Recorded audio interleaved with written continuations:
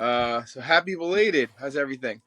Oh, thanks, Cheech, man. Dude, birthday was last Saturday. Nice, man. That's nice. 32. You're young, man. I have Iron Maiden t-shirts older than you. Dude, you know what's funny? My dad has this Pink Floyd shirt. So he got it in LA. And it's crazy. He got it at near a Genesis concert. So Wow. you know how they have those street vendors? Yeah, so I have it. It's kind of it's so cool. So it's like 30 years, no, 40 years old. Wow. Isn't that What, crazy? so you were born in what year? 93? I was 93. Okay. 93.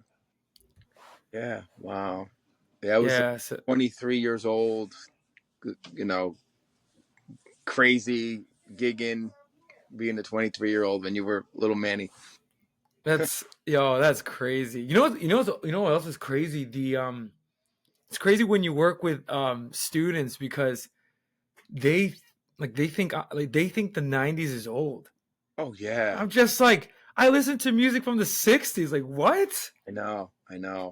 I was just like, the text that we had with Joe, about the rapper guy. Yo, did you see that NAACP award? Yeah. Come on, give it, dude. They should have gave it to Nile Rodgers from Cheek. Oh yeah. Like He's why? I don't understand why. And it's crazy, dude. Kendrick Lamar won the Nobel Prize for music. wow. I mean, I'm just like, what? Why? what did he do to win the award? For music. Well, they claim. I don't know if you would agree with this. According to them, because okay, so no, so Bob Dylan won the Nobel Prize Right. for. So he's the only. Get this. He's the only musician to win it for literature. Bob Dylan. Bob Dylan. Yeah. Now, Kendrick Lamar won it for music, and he's Right. now considered the first sort of like pop, rock, or rap artist or whatever. But he's the first ever musical artist that's not classical music Right. or Right. like fancy music or no offense, music that honestly deserves it more than him. But I'm just like, I, why? I guess it's the generation we live in. It's like he's the Bob Dylan of his kids. Yeah, Uh, I'm trying to like. GH, he is. I was talking to Gil about it, and I'm not gonna lie. So they were pressuring me to listen to this album, Mr. Yeah, Morale or yeah. whatever. And listen, like I see him, so that's why I'm trying not to be a total hater. I'm not trying to be like that. More kind, because I feel bad. I feel bad that I'm a basher. You know what I mean? Because Right? we bashed on the Bob Dylan. Dude, I was scared to release that episode because I felt like, oh man, we've heard too No, harsh. release it because it's not we didn't bash. It's an honest opinion. You know what I mean? And that's such a great episode. We got that's gotta Oh come. yeah, 3 hours of like golden content, and it's crazy. I'm thinking of how maybe I can snip the some of the stuff that we filmed before. Yeah. Some was really good, like it made it. Oh, the first like when I was sick. Yeah, so Oh, maybe I can combine it. can you put in the one with my cat when my cat popped up? There was a bit. Was that the first round or second? It was the first one at the very end. My cat made it. Yeah. So Yeah, what I'll do, I'll probably I'll somehow let me see if I can splice the video, yeah. combine it, something like that. I'll see what I'll do, or I may Some of combine it too. content. That's like 6 hours of like great Bob Dylan. No, and I'm gonna write raw Bob Dylan taking it all back home Yeah, or, episode. or even use some of the footage from the first show as a snidbit on the Instagram. Oh, that too, because there's some really good stuff that we had in that before that weirdness happened. Yeah, So, crazy. um, but yeah, dude, my birthday was good, bro. Oh, good man. 32, man, kept it low key. It's funny because the older you get, I don't know. I don't know if it's my old soul in me. I'm just like, you know what? I'm just happy for what I got. Family, I was thinking friends. about you. I was like, um, I always said if I make it to 27, Yeah. it'd be okay because Hendrix, Janis Joplin, and Morrison. Oh yeah. I passed the 27 club. And then you got 33. Jesus Christ. Oh man, that's not. Oh man, don't get me started. Always the thing, like 33. If he was 33, who knows? But. it's like that stuff that you like no one really pays attention to, but Yeah. I think there's something with that 27 club and the year 33. Yeah, 33. Yeah. It's crazy, man. Crazy, man. Yeah, so so you've been at the temple a lot? Yeah, well, so I've been so what I did now is I'm working Monday, Tuesday. Oh wait, by the way, did you see Joe's text about his friend that saw the show? Yeah. Like he said he liked how it's like two people who are not um like two friends, and he said something like he couldn't get the religious references. I Eesh. feel like maybe we should explain to our audience, or maybe keep it like that, but our Yeah. dictionary so they Yeah. could Like the new speak, our own code that only a few are allowed to know or figure out. You know what I mean? Yeah, it's funny how it caught on, like the temple, Yeah. um, My the cousin, priest. he said, "Are you guys Freemason? Because like that's a temple." I'm like, no, you know. Maybe we should say, if you want to understand our jargon, you have to know Rush. We're not. It's not religion. It's Rush. Yeah, we should maybe like Or maybe no. Or maybe it is religion because the temple is kind of culty. yeah, oh yeah, it could be a cult. We should kind of maybe make definitions. One day when we write our book. The dictionary Yeah, in order to decipher our language. yeah, and the Manny words. I love your words. Those I gotta start writing down. Yeah, like and obviously it's not English. Like I said, But can't you put them in an Urban Dictionary? yeah, Yeah, yeah, they should start. yeah, and maybe they can trend or something. Like we could like say, I'm always inventing words Yeah, like Rushify or like there's I one. gotta write them down. There's one you always use, and I can't think. I forget. I love. No, and it's funny. I listened to 2112. Right, I think we had this conversation at the temple. And Yeah. I'm thinking this is Whole Foods. Oh yeah. The store team leader or the priest. You and I are that guitar the person that discovers music and commits suicide. Yep. And I was like, dude, this is a joke. We're at the temple. I know. It's crazy. It's how it started. It's like I'm going back tomorrow after 2 weeks. Oh wow. Yeah. Wait, so everything's okay? Just get your paperwork. They can't do anything to you. All done. I'd send to Sedgwick. They got it. The guys just got to approve it. My doctor signed it. So it's all. They said I could go to work tomorrow. Well, it's being approved. The doctor signed it, so he said you're all good. So I'll be back. Wait, and this happened because you ran out of no sick time, right? I had 8 hours of PTO, whatever it's called, UPT, and then I got walking pneumonia. I got strep and sinusitis. And right before during the first Bob Dylan episode, is when I really was suffering with it. And then on Friday, Christmas Eve, I shouldn't have got fucking wasted. That probably put the put the nail in the coffin. Yeah, because you were still sick, right? And then Friday and Saturday of that week, dude, Devontae was like, dude, you look like you're gonna die. I was like coughing, like fits of coughing. You know who was like that? Raphael a few days ago. Oh, really? He got something, like bad.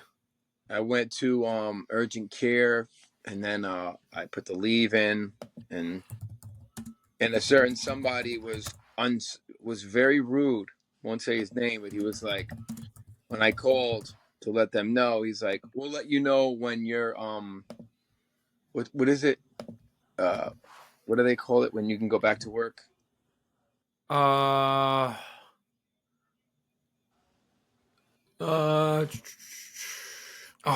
forgetting the name. I know what you're talking about. Where he basically made it sound like, we'll let you know when you can't come back. And what's funny? If this certain, I'm assuming it's a priest, but if they were different, they would tell you, dude, like, don't worry, we'll try to get you back. Stay healthy, get well. No, it was approved. No, approved or unapproved. He goes, well, we'll call you when it's unapproved.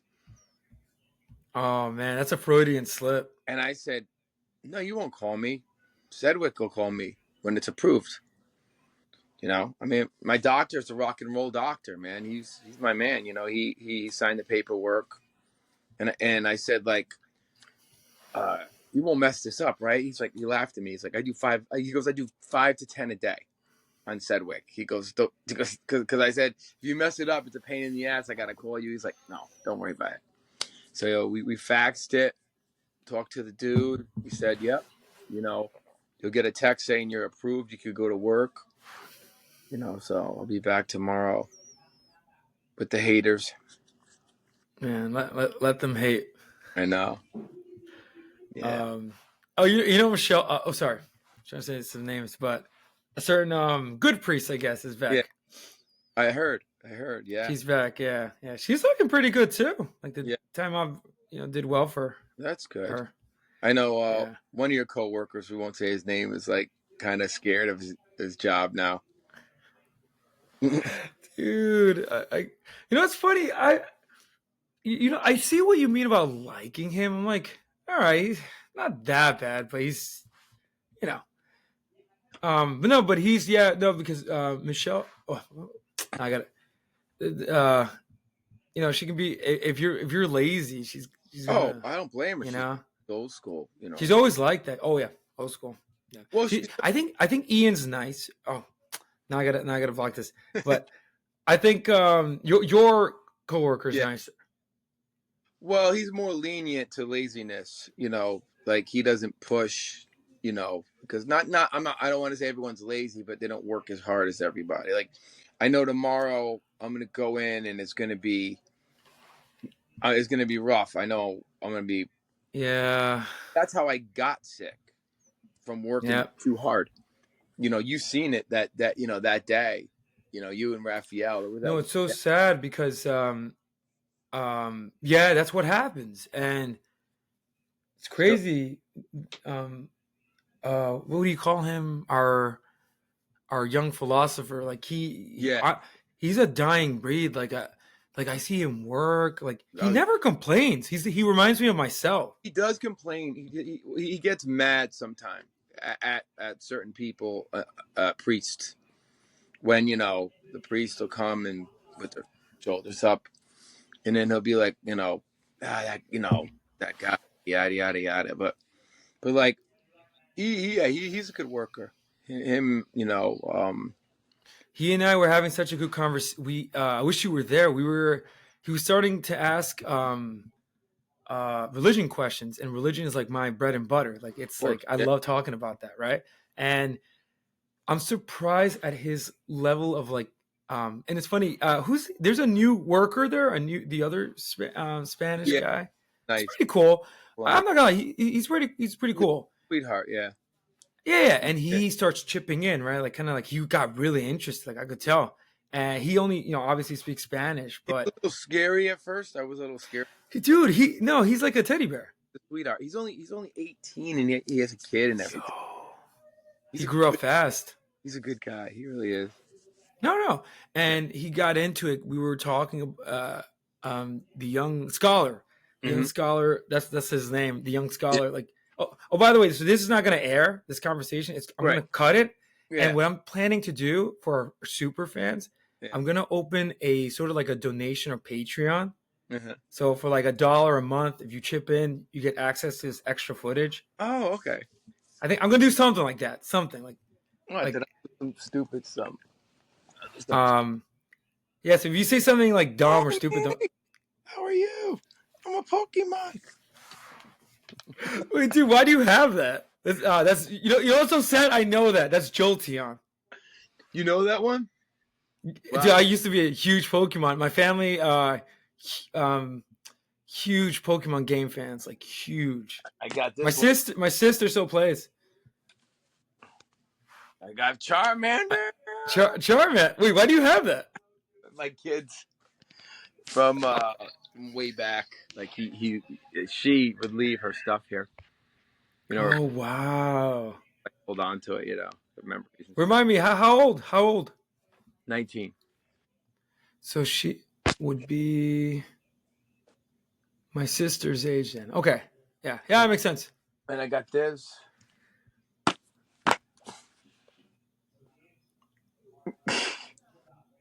Dude, that's pretty. I'm not gonna lie. That's pretty cool. Yeah, I don't know. Like, oh, this has every Pokemon in it.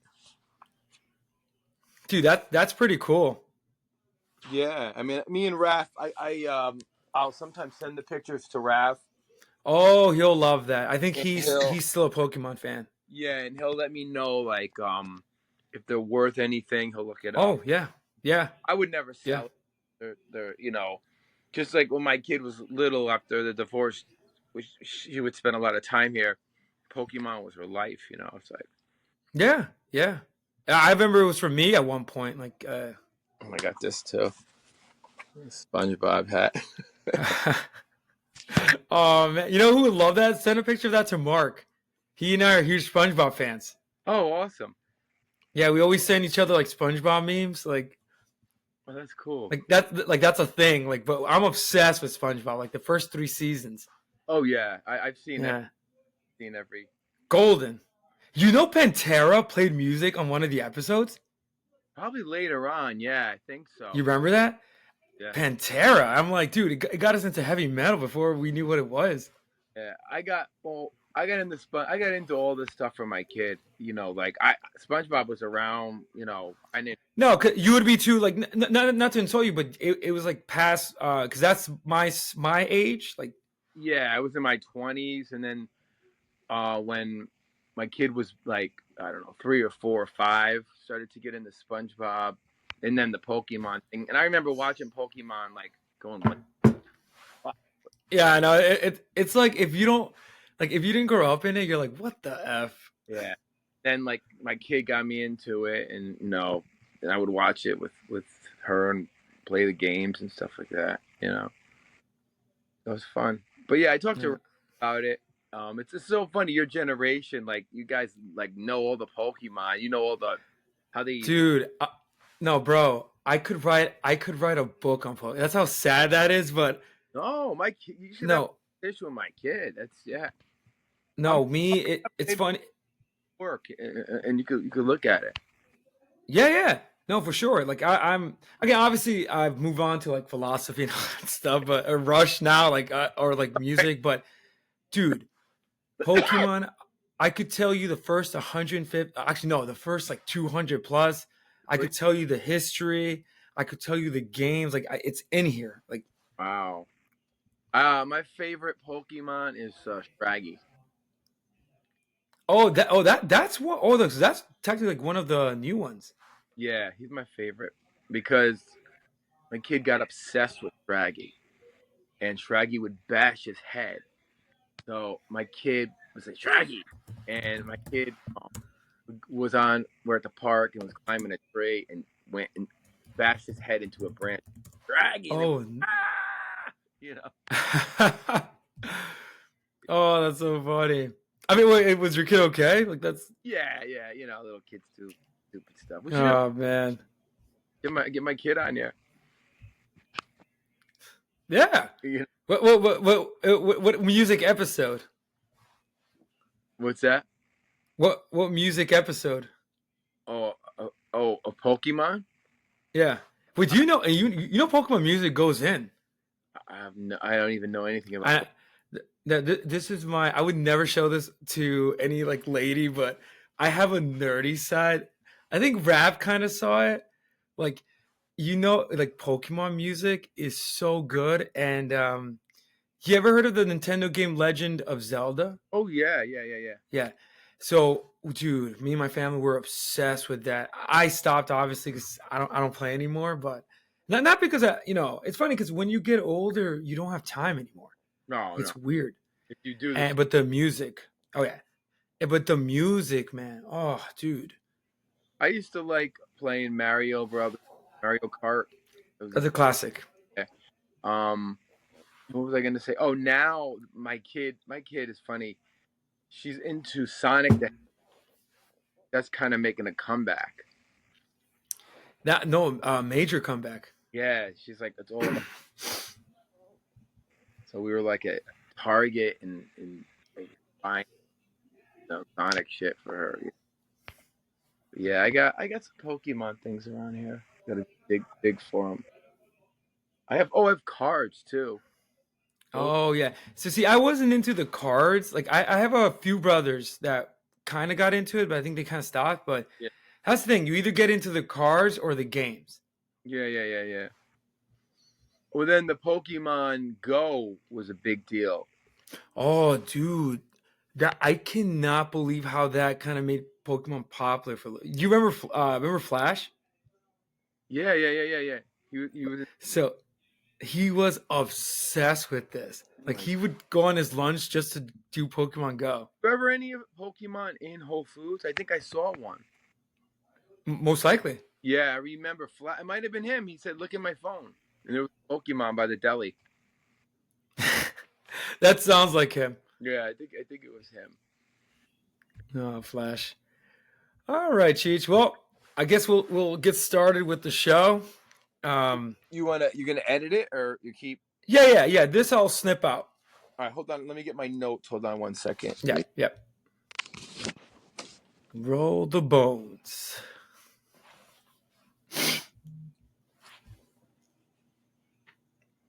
And then we should do Joe next maybe next week. Do Zeppelin. Yeah, I have to release. I'm working on that episode right now because I know he was asking, so I'm gonna release that, All right, cool. and then I'm gonna see quickly the Bob Dylan one. Yeah, that one I can't wait. So ASAP, and we'll go from there. And I think we have. Hold Your Fire. Killers. And after that, we still have Killers in the back burner. Oh yeah, oh man, so We got a lot. episode a week. Yeah, I love it. I got two more. I wrote Zeppelin and punk rock. I think left. Oh yeah, our analyze and our. It's funny. Our art. I call it the archaeology. Yeah, exactly. So we're doing archaeology of punk. I love it. Okay. Okay. Yeah. So. Okay, welcome back to the Cheech and Manny Music Podcast. I'm joined with my usual co-host, Cheech Carrero. How are you, man? I'm doing good, man. Happy belated birthday. Thank you, brother, man. Dude, life is good. That's great, man. I'm happy you had a great birthday and everything. I'm doing okay, recovering from being sick. But back in the saddle. Looking forward to the podcast. This will be like our God. I mean, I think from the first album to Roll the Bones, was that like 12 albums? Yeah, it's like it's crazy. Nuts. It's like 12 albums. It's crazy. It's crazy. 12. I know we're gonna get a lot of hate from like non-Rush fans, but we could talk, dude. We could do a 3-hour episode on Xanadu alone. Oh yeah, we could break down Xanadu and add Coleridge's poem in there and analyze both together.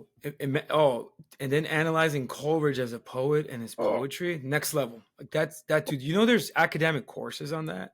Oh yeah. I mean, he's, I think, the greatest poet of all time. Him and Kubla Khan. Kubla Khan, yeah, and great name. And whatchamacallit, Rhyme of the Ancient Mariner. Yep. Like two of the greatest bands took his work, Maiden and Rush. That was my, dude. I'll never forget Coleridge. No, and think about it. Like I can't, when people, I don't know. I feel like Iron Maiden doesn't get the respect it deserves because, dude, they're brilliant. Oh yeah, and the history and the poetry, and how many kids my age went out and bought Rhyme of the Ancient Mariner, the book, after that came out. Like that, they were educating us on stuff. That's why Rush fans are special. They're a special breed. Yeah, they are. Because if a Rush fan's gonna take the lyrics and go to the next level with it, you know what I mean? Yeah. And what is Anthem? It's a book. Oh, let me read this book. Who was Ayn Rand? Oh, the Fountainhead. But yeah, there's more to that. And even Zeppelin with Lord of the Lord of the Rings. Dude, I loved our conversation with Joe because even though it's crazy because they were only young kids. I think Plant was. What do we say? How old he was? I think in his 20s, 19 or. And the fact that he included, remember how we said the song is a little, for Yeah. first time, it's a classic, no doubt. Oh yeah. But it is kind of odd how he added that Lord of the Ring reference. But that being said, the fact that he added this at all, imagine like I didn't get into Lord of the Rings until I was like in my late 20s. I had no idea of the song, but if I listened to it, I would have been like, wait, who Mordor? Who's like, yeah. and probably like researched. I got into Lord of the Rings as a kid because there were cartoons. You ever see the cheesy cartoons? I heard those are not bad. They are really good, and they were ahead of their time because they were cartoons, but they were actors covered in a cartoon. So I remember being like, I don't know, 7 or 8, going like, what the fuck? What is this shit? But I loved it. I could, Return of the Prince, I think was the second one. It's the Fellowship of the Ring, the Twin Towers, and the Return of the King. Yeah, that's it. I'm taking a Return of the Prince, but yeah, and then there's the Hobbit. Yep. Yeah, the Hobbit, which is like the prequel. Yeah, so the Hobbit and Lord of the Rings were the two big ones that I would watch constantly as a kid. Dude, I know this is sad to say. I've seen the Peter Jackson movies each at least 5 times. They were good. Like, they were great. And at this point, I'm gonna start reading. I've read the books, like skim, like through all of them. Yeah. But I have to read them because they're brilliant. They're hard reads. Hard books. Require concentration. Yeah. Tolkien's a genius. Came up with his own language. I mean, he's next level. He's sort of like an early. If Rush was alive during his time, he would have been a Rush fan. Oh, he would have, definitely. Yeah, he's up there with the greats, Coleridge, and probably even higher, I think, because he invented a language, the elves, like next level intelligent. Yeah, crazy. But all right, you want to jump into Roll the Bones. So wait, let me see. What number album is this? This is their. What number is this? So 14th studio album. Yeah, 14, and then at this point we got 3 live albums. So we've done 17 Rush albums in total, because we did all the World of Stage, Exit Stage Left, and what's the other live album? My brain is shutting down. What is it? Exit Stage Left, All the Worlds of Stage, and A Show of Hands. Show of Hands, yeah, because we kind of talked about it. So Roll the Bones. There's a theme. It's not a concept album, but there is a theme in this album that I found through my research. It has to do with chants. Mm-hmm. So when Roll the Bones came out, I was in just a history. I was in my last year of college, 1991, the beginning of grunge. Mm-hmm. And then, me and my guitar player was in a band. What were we called? Wicked World. We're a progressive metal band. We couldn't wait for it to come out. And then Roll the Bones came out, and we're like, Roll the Bones. Oh, Roll the Bones. Like, Roll the Bones, that kind of thing. Because we heard that's what it was called. And then we seen the album, and it's a dude throwing the dice. And I was like, Bones? I didn't know bones meant dice. That's how young I was. But that's, I guess, a street term for dice or something like that. But anyway, so a phenomenal album. Dreamline, Bravado, Roll the Bones, Face Up, great instrumental, Where's My Thing, Part 4, Gangster of Boats trilogy. I don't know what that means. The Big Wheel, Heresy, Ghost of a Chance, which is one of my favorite songs, Neurotica, and You Bet Your Life. That's the track listing. And we'll jump to the year 1991, 2 years before Manny was here on the earth. We're getting to my birth year. Almost, yeah. You're birthing. Oh, that's the word. Birthing. That's the word. Birthing. The birthing of Manny is coming. Birthing, it will happen. But yeah, this is like 2 years before. So, and go ahead.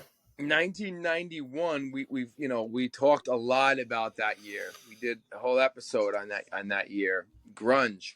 So I was gonna say this is your favorite year. Yeah, I remember buying this album because it came out in the fall. It was like October, and it was right when Nirvana hit, like a month before Nirvana. So I'd gotten this album, and then the world was still normal in that when I got this album, and then Nirvana came out. It was like right before the world exploded and it became grunge. Um, so what came out in 1991? What were they up against? Some really good shit. Number one, Nirvana, Nevermind. Number two, the Chili Peppers, Blood, Sugar, Sex, Magic, which was a Hmm. huge, huge album. Yeah. Bad Motorfinger, Soundgarden, Pearl Jam's 10. Hmm. Your boys, Guns N' Roses, Use Your Illusion 1 and 2 came out in Oh man, 91. dude, they're up against like competition. Of new music. These are all new bands, you know. Metallica's comeback album after Injustice for All, after their like 4 year break, Black, which was a pretty big album on that year. I had to put this in only because we did a rap episode and I love it. Tribe Called Quest, Low End Theory. You know, Hmm. not that they were up against that, but uh Octoon Baby. I think I'm saying that right. You too. No More Tears, Ozzy, and Slave to the Grind by Skid Row. And that was like for Skid Row, that was like their second, their comeback. I mean, their the follow up to that big album, like with 18 in Life. So Rush is Right. up against some really heavy shit. Oh, I forgot Cowboys from Hell. Cowboys Mm. from Hell came out in 1991. I didn't put that in there. So Roll the Bones, 1991. It reached number three. I'm sorry, number 30 in the U.S. It didn't do that well here, and number 10 in Canada. It went platinum in Canada and in the U.S. Released on Anthem Records, recorded at Le Studio. They brought in the same producer, Rupert Hines, from Presto, um, which I think he's a very good producer. You know, I thought he Hmm. did. Because Presto was a good album. It wasn't overproduced. This album is a little bit more produced than No, Presto. I was gonna say, it's funny. It sounds like Presto, but more produced. Yeah, Like Peter there's no Collins. the rawness is out of there a little bit. Yeah, yeah. Presto was a little bit raw on the raw side. Peter Collins is the one. I think I believe. I don't know if he did Grace Under Pressure. I know he did um, Power Windows and Hold Your Fire. Did he do Grace Under Pressure? I'm not sure, but I don't think he did. no, he didn't because uh,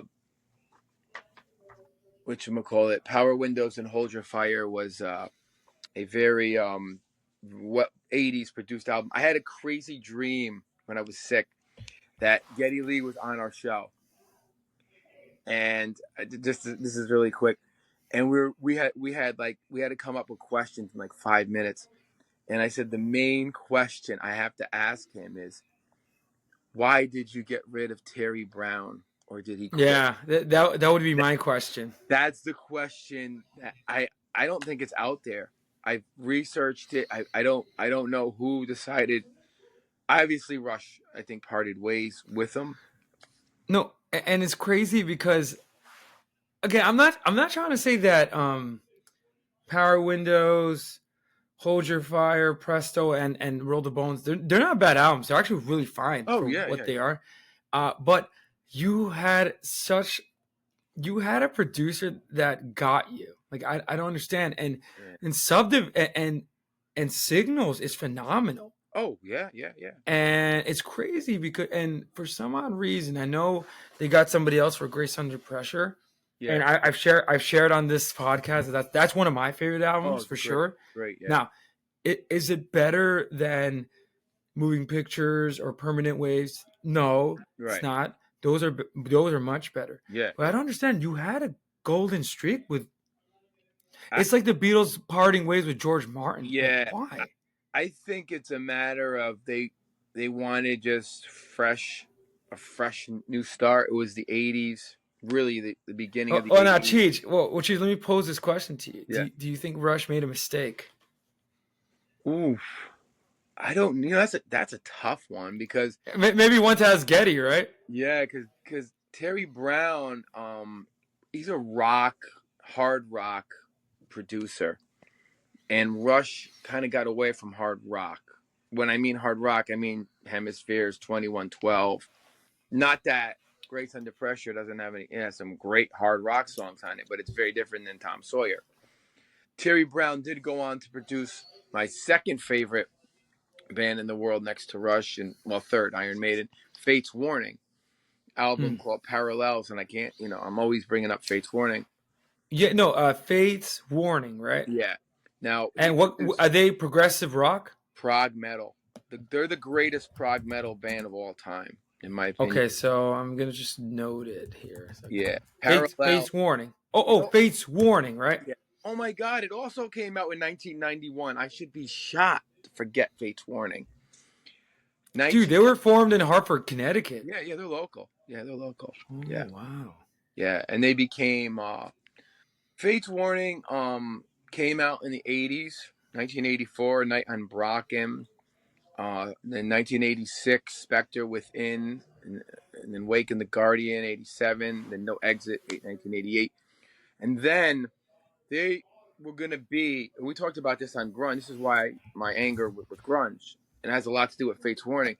They were going to be the next big thing on Parallels. Terry Brown produces it, comes out in 1991 on a major label. I think they were on like Warner Brothers, and then Grunge came out, and there was no metal scene in America for them to. If Parallels came out in like 90, 89, they had another album, Perfect Symmetry, in 89. But this was their commercial album. Like Fates Warning was like classic 80s, in the 80s, like Maiden. They had a different singer, John Arch, who was like Dickinson, phenomenal singer. Then in 1987, Ray Alder joined, and that was on No Exit, and he had a different style voice, and I think he's probably one of the greatest rock singers of all time. And he was with them from 1987 till present. And then they did Parallels, and it was more of like a Rush, like a Grace Under Pressure, like songs. It wasn't really progressive. It was like every song was a radio song with crazy odd time signatures and stuff. But grunge hit. So, but people need to It, check out Fate's Warning, please. Fate's Warning, and if it Cheech, what's like their best album that you would recommend? No Exit. So Uh, Fate's Warning, No Exit. I believe it's now. I I read it's based off the book by John Paul Sartre. No Exit. Really? The movie. Yeah, it's a concept album. I think based off that concept. It's brilliant. It's genius. Uh, the rhythm section. Joey DeBaez, the bass player, phenomenal bass player. More people should know about him. Then there's Perfect Symmetry, which is real. It's in the heart of progressive metal. It's progressive. Then they had a hit song on that called Through Different Eyes that was leading them up to Parallels. Parallels, they had should have been a number one song, Eye to Eye. It's beautiful. Great song. And, Dream Theater was taken off. Queensryche was blown up with Operation Mindcrime. Empire had just come out. So they were up against two other major prog metal bands. And, unfortunately they didn't blow up like Queensryche or Dream Theater. And to me, they're better than both of those bands. Yeah. They're better than Queensryche in my opinion. Fates Warning is next to Rush and Maiden, the greatest band in the fucking world. Well, I think grunge. At the end of the day, that was the big. What would you say? The big tidal wave that Oh yeah, yeah. really sunk a lot of bands, and that It did. you either became grunge because that was what everybody wanted at Oh that yeah. time, Yeah. and what became popular, part of the popular music canon. Yeah. And Rush didn't know that yet. On the next album, Rush is gonna know that. Counterparts. Rush is gonna be like, oh yeah, there's this thing called grunge, and we're gonna imply, and that's the genius of Rush. In the '80s, they took keyboards in the '80s sound. In the '90s, they tuned down and they got heavy, and so or we could dive into the first song, Yeah. which is it? Oh, and that just a little maybe moment of silence. A couple days ago was Neil's anniversary. Mm, Way, believe 4 years ago, no, 5 years ago. So what a sad. loss. What a lot. The Rest greatest. in peace. Rest in peace, Neil, with his family that passed away. Uh, Yeah. the greatest rock drummer of all time, man. I forgot. We should mention that. So it Mhm. opens up with Dreamline, which is a great, great song. Really good. Yeah, this is a great album. They go back to getting a little bit more proggy on this album, which Hmm. would and it has that commercial produced vibe too. Yeah. You know. Yeah. So we'll talk a little bit about the lyrics from what I got. Dreamline. Um, Life is shaped by choices. We have the power to create our own reality. Our lives are influenced by our desires, choices, and actions. The song encourages the listener to take control of their own dreams and shape their destiny. You know,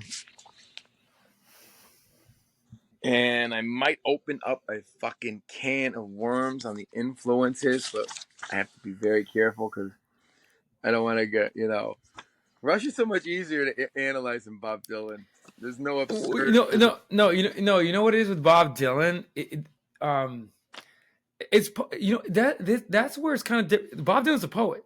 Like Yeah. when you read poetry, you really it's more it's with Rush. It's great because they incorporate a lot of philosophical concepts. Oh yeah. There's no philosophical concepts in Bob Dylan.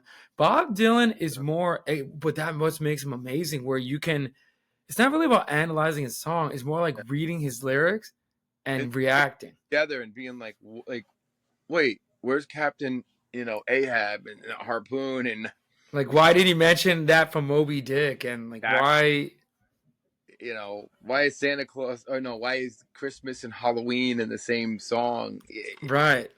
You know. It's funny. We went on like a 20-minute tangent on like the influence of like that Joan Baez relationship in the lyrics. Like, that's Oh, what's cool about Bob Dylan.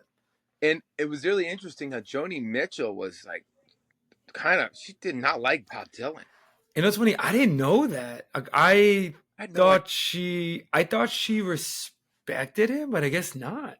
No, I mean, I sent you a bunch of crazy stuff. Bob Dylan taking a fit in a hotel over a glass of a window. There's a lot of cool footage, but I was really surprised. I thought Joni Mitchell would have been, into Bob Dylan, but apparently not.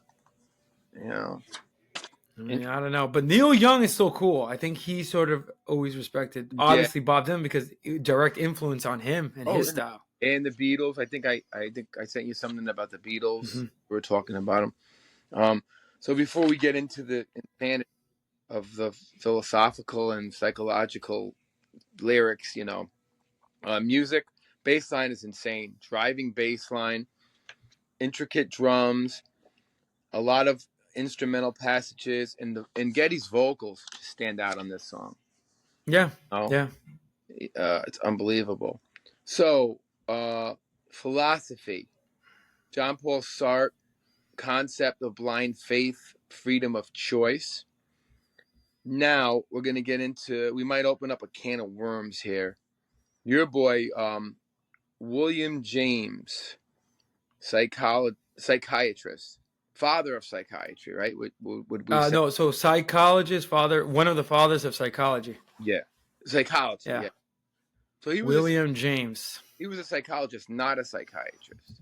No, psychologist. Yep. Right. Okay. Now Freud was a psychiatrist. He was actually a neurologist that became a psychoanalyst. Holy shit. Yeah, And no, crazy stuff. a neurologist back then. Yeah, dude. If Freud started out as a neurologist. Like I didn't even think that was a thing. He Like, went to medical school. Yeah.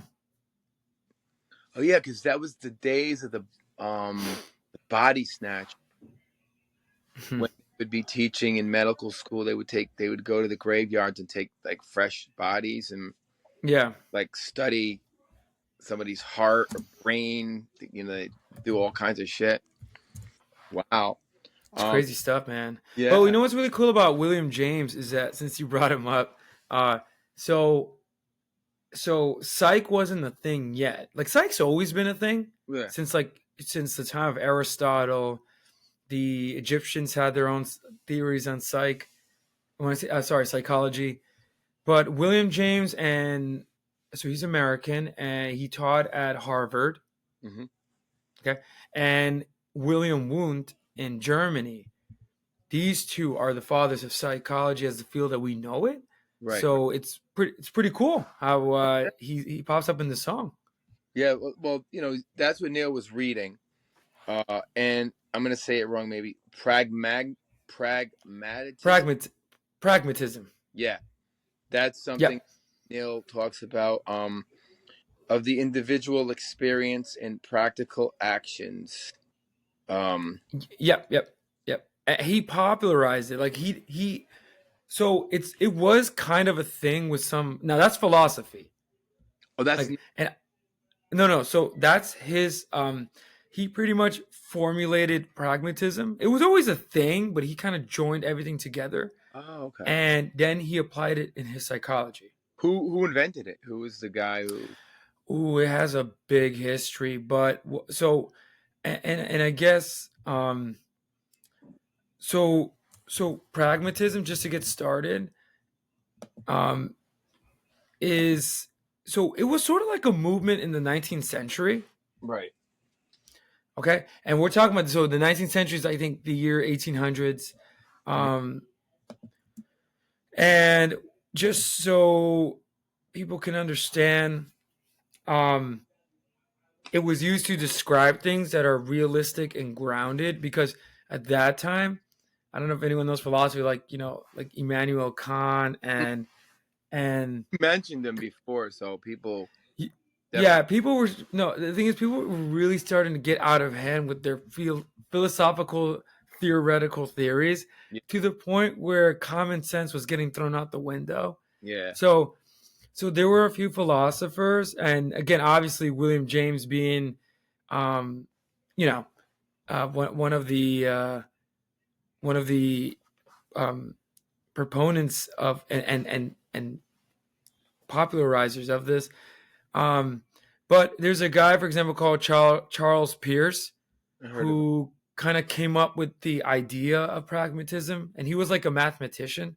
Oh, I think he okay. was like yeah, and but there was a bunch. John Dewey, and if you know him, Heard the name. Heard the name. he's another one. But I will say, I think William James is definitely the popularizer, and he really put it into words of what exactly it is. Okay.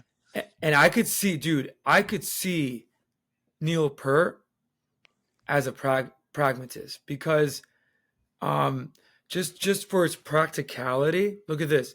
It's like the idea, of an idea, that it should be measured by its usefulness or practicality.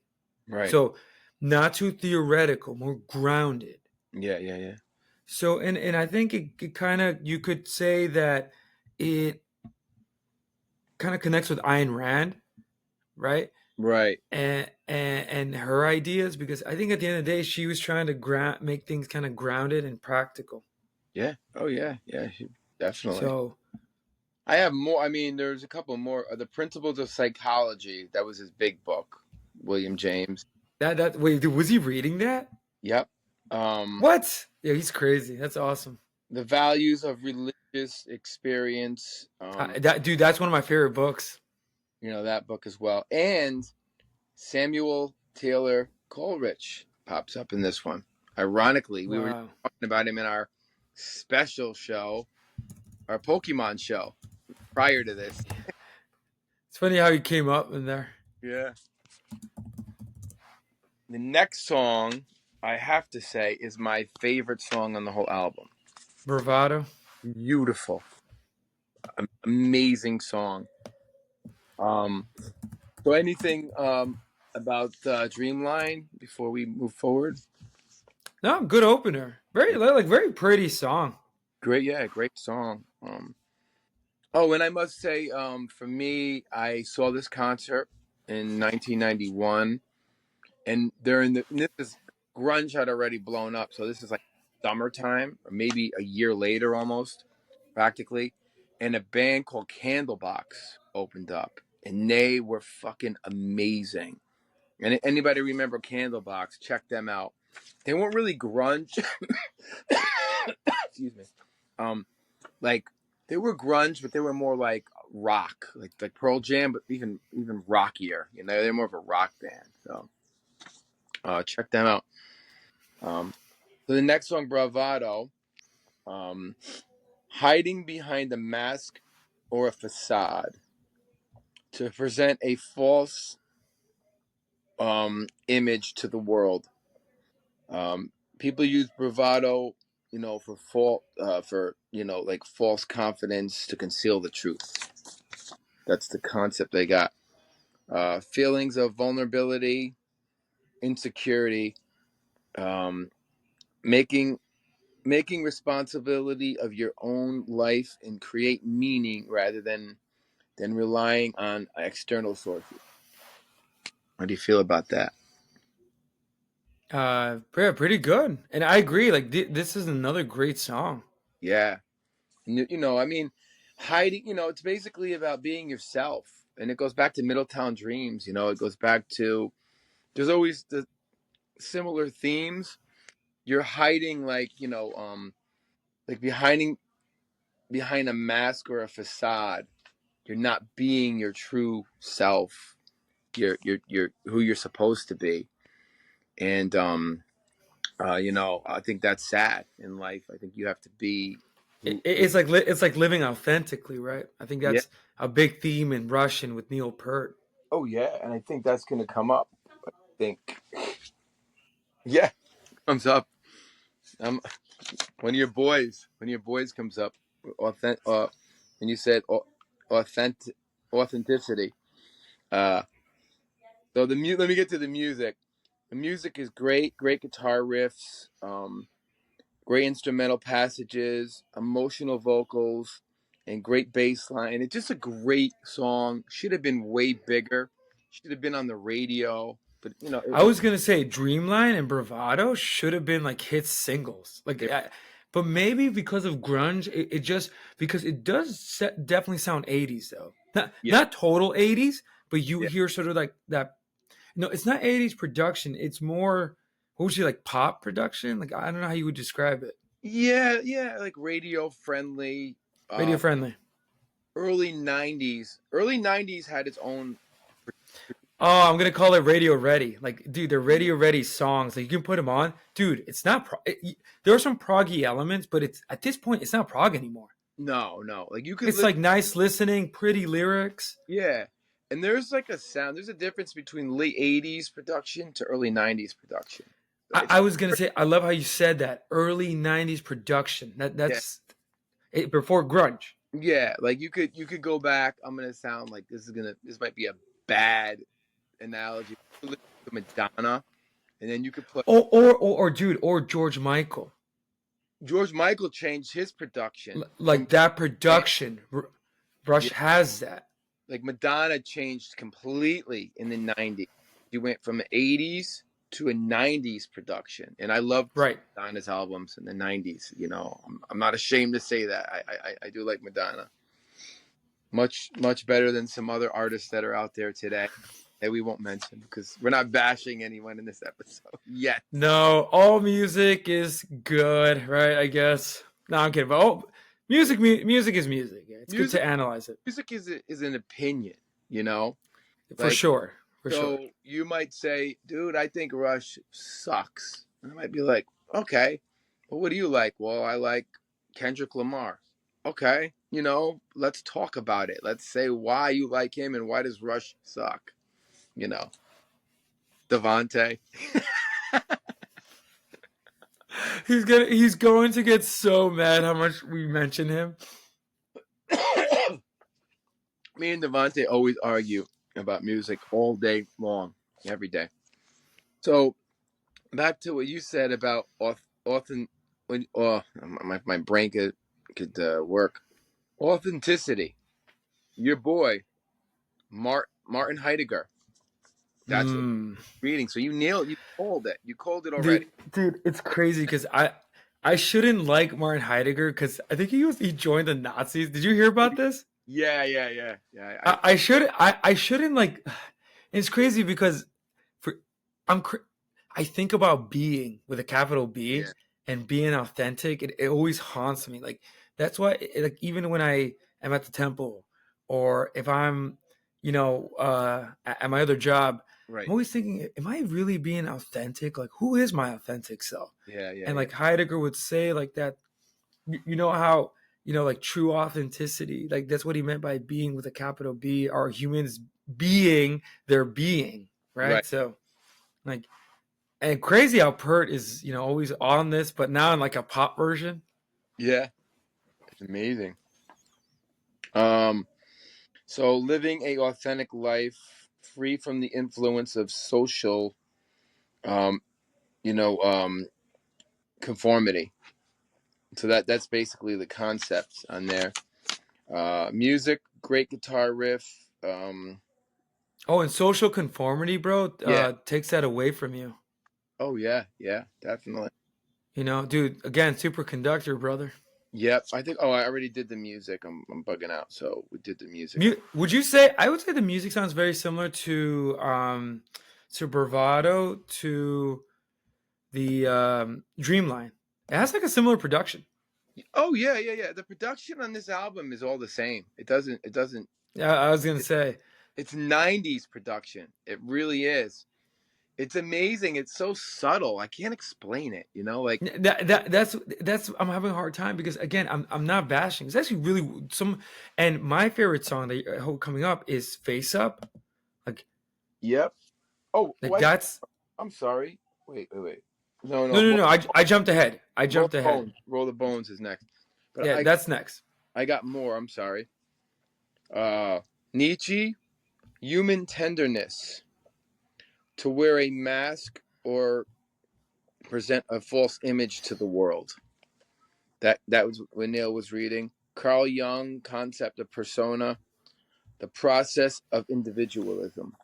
Dude, Pert is such an intellectual. It's crazy. Yeah. So this is all in this And, song.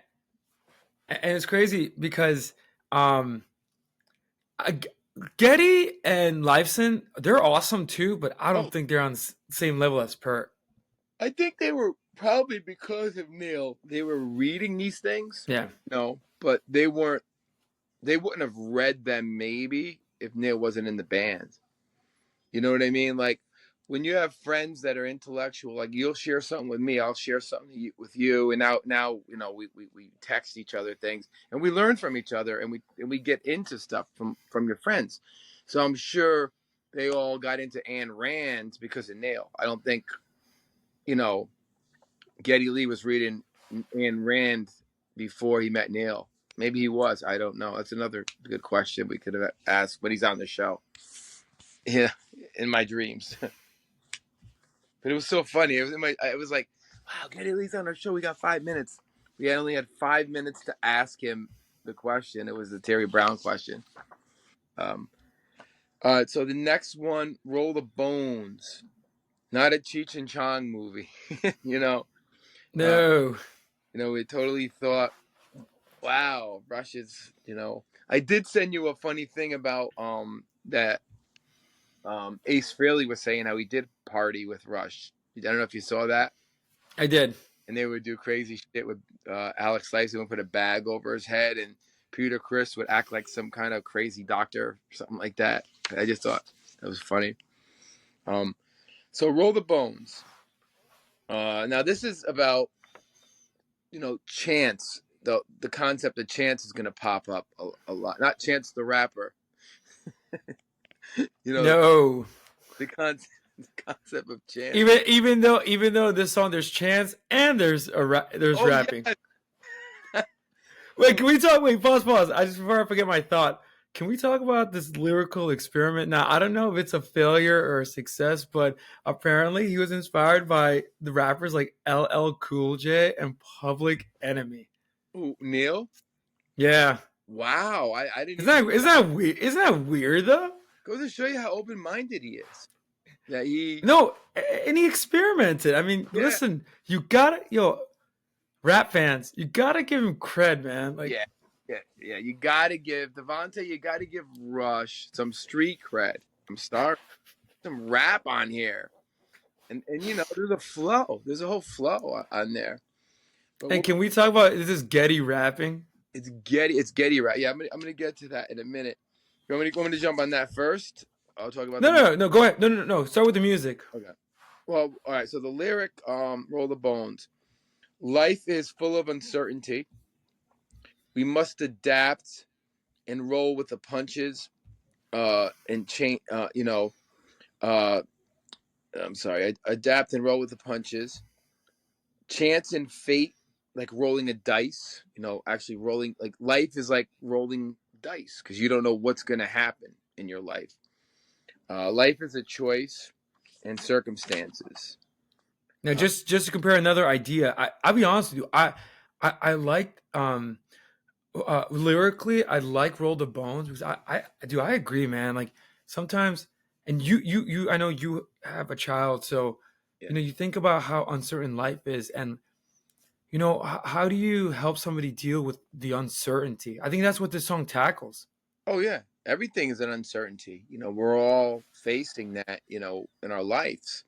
And imagine like, especially being in a band that's successful, like Rush is on top of the world, but their next album, they don't know, could be a bomb and it could suck and people might not listen to them and they're back to, not being a But band. but I guess that's where being authentic maybe wins in the end of the day because you know as long as you don't sell out or change your sound or just chase the money, which Oh, I think a lot of musicians try to do. oh yeah, tons of, and that's why I love Rush and Maiden because they never sold out. Maiden especially. Maiden took it to the next level. Never even really experimented with change. They kind of did, but not like Rush. Rush took it to Right. the level. Um. So yeah. So embracing uncertainty, and that's scary. You don't know where you're going. Hmm.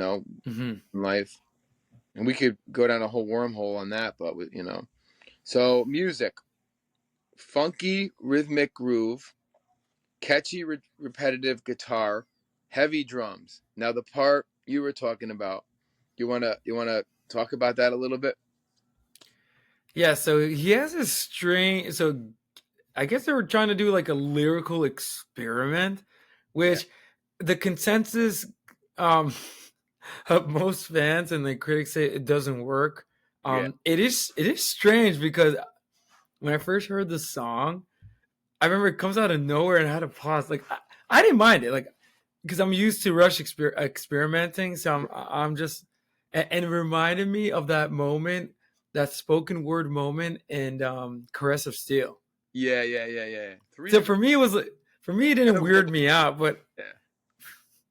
Yeah. it is strange. It's like a rap verse that Well, they do. what makes it cool is the video. The skeleton is rapping, Mm. so that Oh, makes that's cool. that makes it cool, and it makes it like funny, and I didn't know what to make of it, but I thought it was cool. I was like, all right, not my favorite track on the album.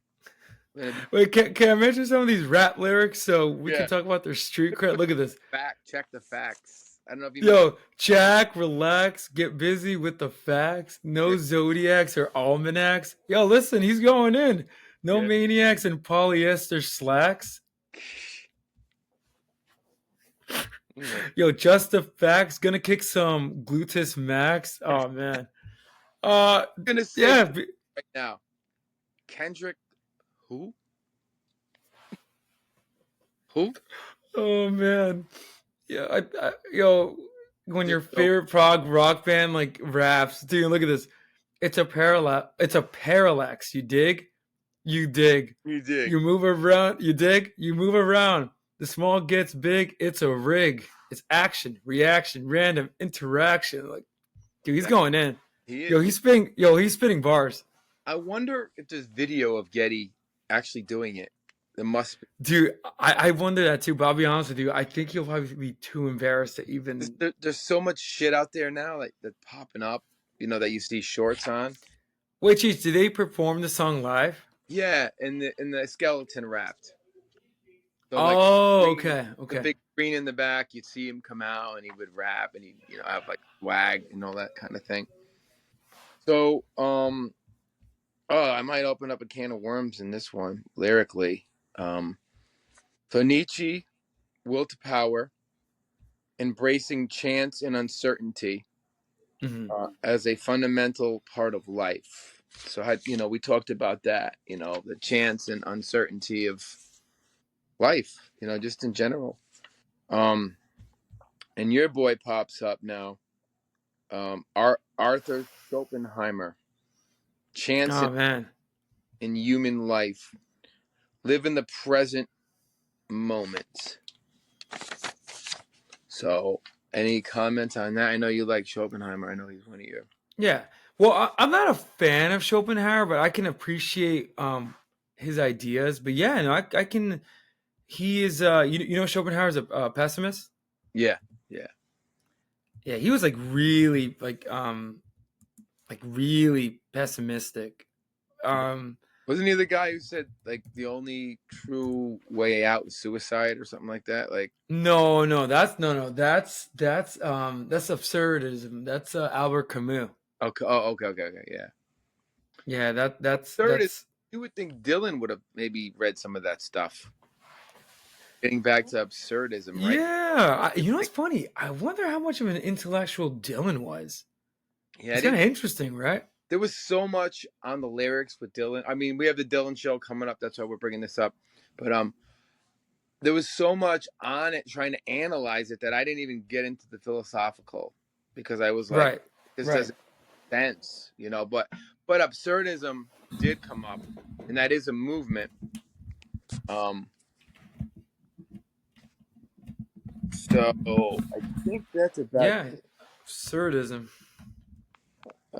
Yeah, chance and fate, and chance and fate are powerful. They're pretty powerful when you think about it. We take chances, and with those chances, we have risks, and then it leads us to our fate, Hmm. good or bad. Yeah, So yeah. Good song about fate. The fates. yeah, definitely. So the one you were talking about, I think you said you like this song, "Face Up." So this one, I think, is probably one of the best songs in the album, and something about the opening. When it begins musically, Yeah. the whole song is really good. Oh, I think Really, phenomenal. It's a great. I mean, there's not one bad song on this album. no, it's all solid and some Yeah. really good, great tracks, and for the I most mean, part, you all go solid. Roll the Bones is catchy as hell. Roll the Yeah, bones. Well, yeah. stays in your head. Once again, a lot of the concepts that Neil always likes to write about comes up. Uh, confronting and accepting one's own morality and importance of life. So now this there is a concept going on here with fate, chance, your morality. There's a lot of Hmm. philosophical stuff going on. Um, the reality of one's death, um, and fears and anxiety about morality comes up. Live in the moment, free from the burdens of fear and rejection. So there's a Definitely, lot. definitely. I can definitely see like will to power stuff. Yeah. There's a. Let's see who's in. Oh Christ! Go down the wormhole here. I'm gonna do the music first before we get lost. Music, high energy song, Mm-hmm. driving rhythm section, great guitar, powerful drums. The drums are phenomenal on this album, Yeah, on this yeah. song. I mean, and the vocals are really really strong and really really amazing. You know what is So why I like this song? I always like rock songs that are propulsive. yeah, yeah, You know, they have that usually the driving like beat, and this Rush, this is an energized Rush song. Like it's good. It's like for me again, I think it's one of the best tracks in the album. but yeah, yeah, no, it's up there definitely. So okay, I might open up a wormhole here, but our boy Sart is in there. Boy Hyder. Jean Paul Sartre. Uh, concept of being towards death, human existence. I guess those are books by Heidegger and Sartre. The concept of being towards death and human existence. Now, I always say this guy's name wrong, but I know you're really into the Stoic philosophers. Epiqrus, Epictetus. Epictetus, who argued the fear of death is a major source of a human, and the fear of anxiety and suffering.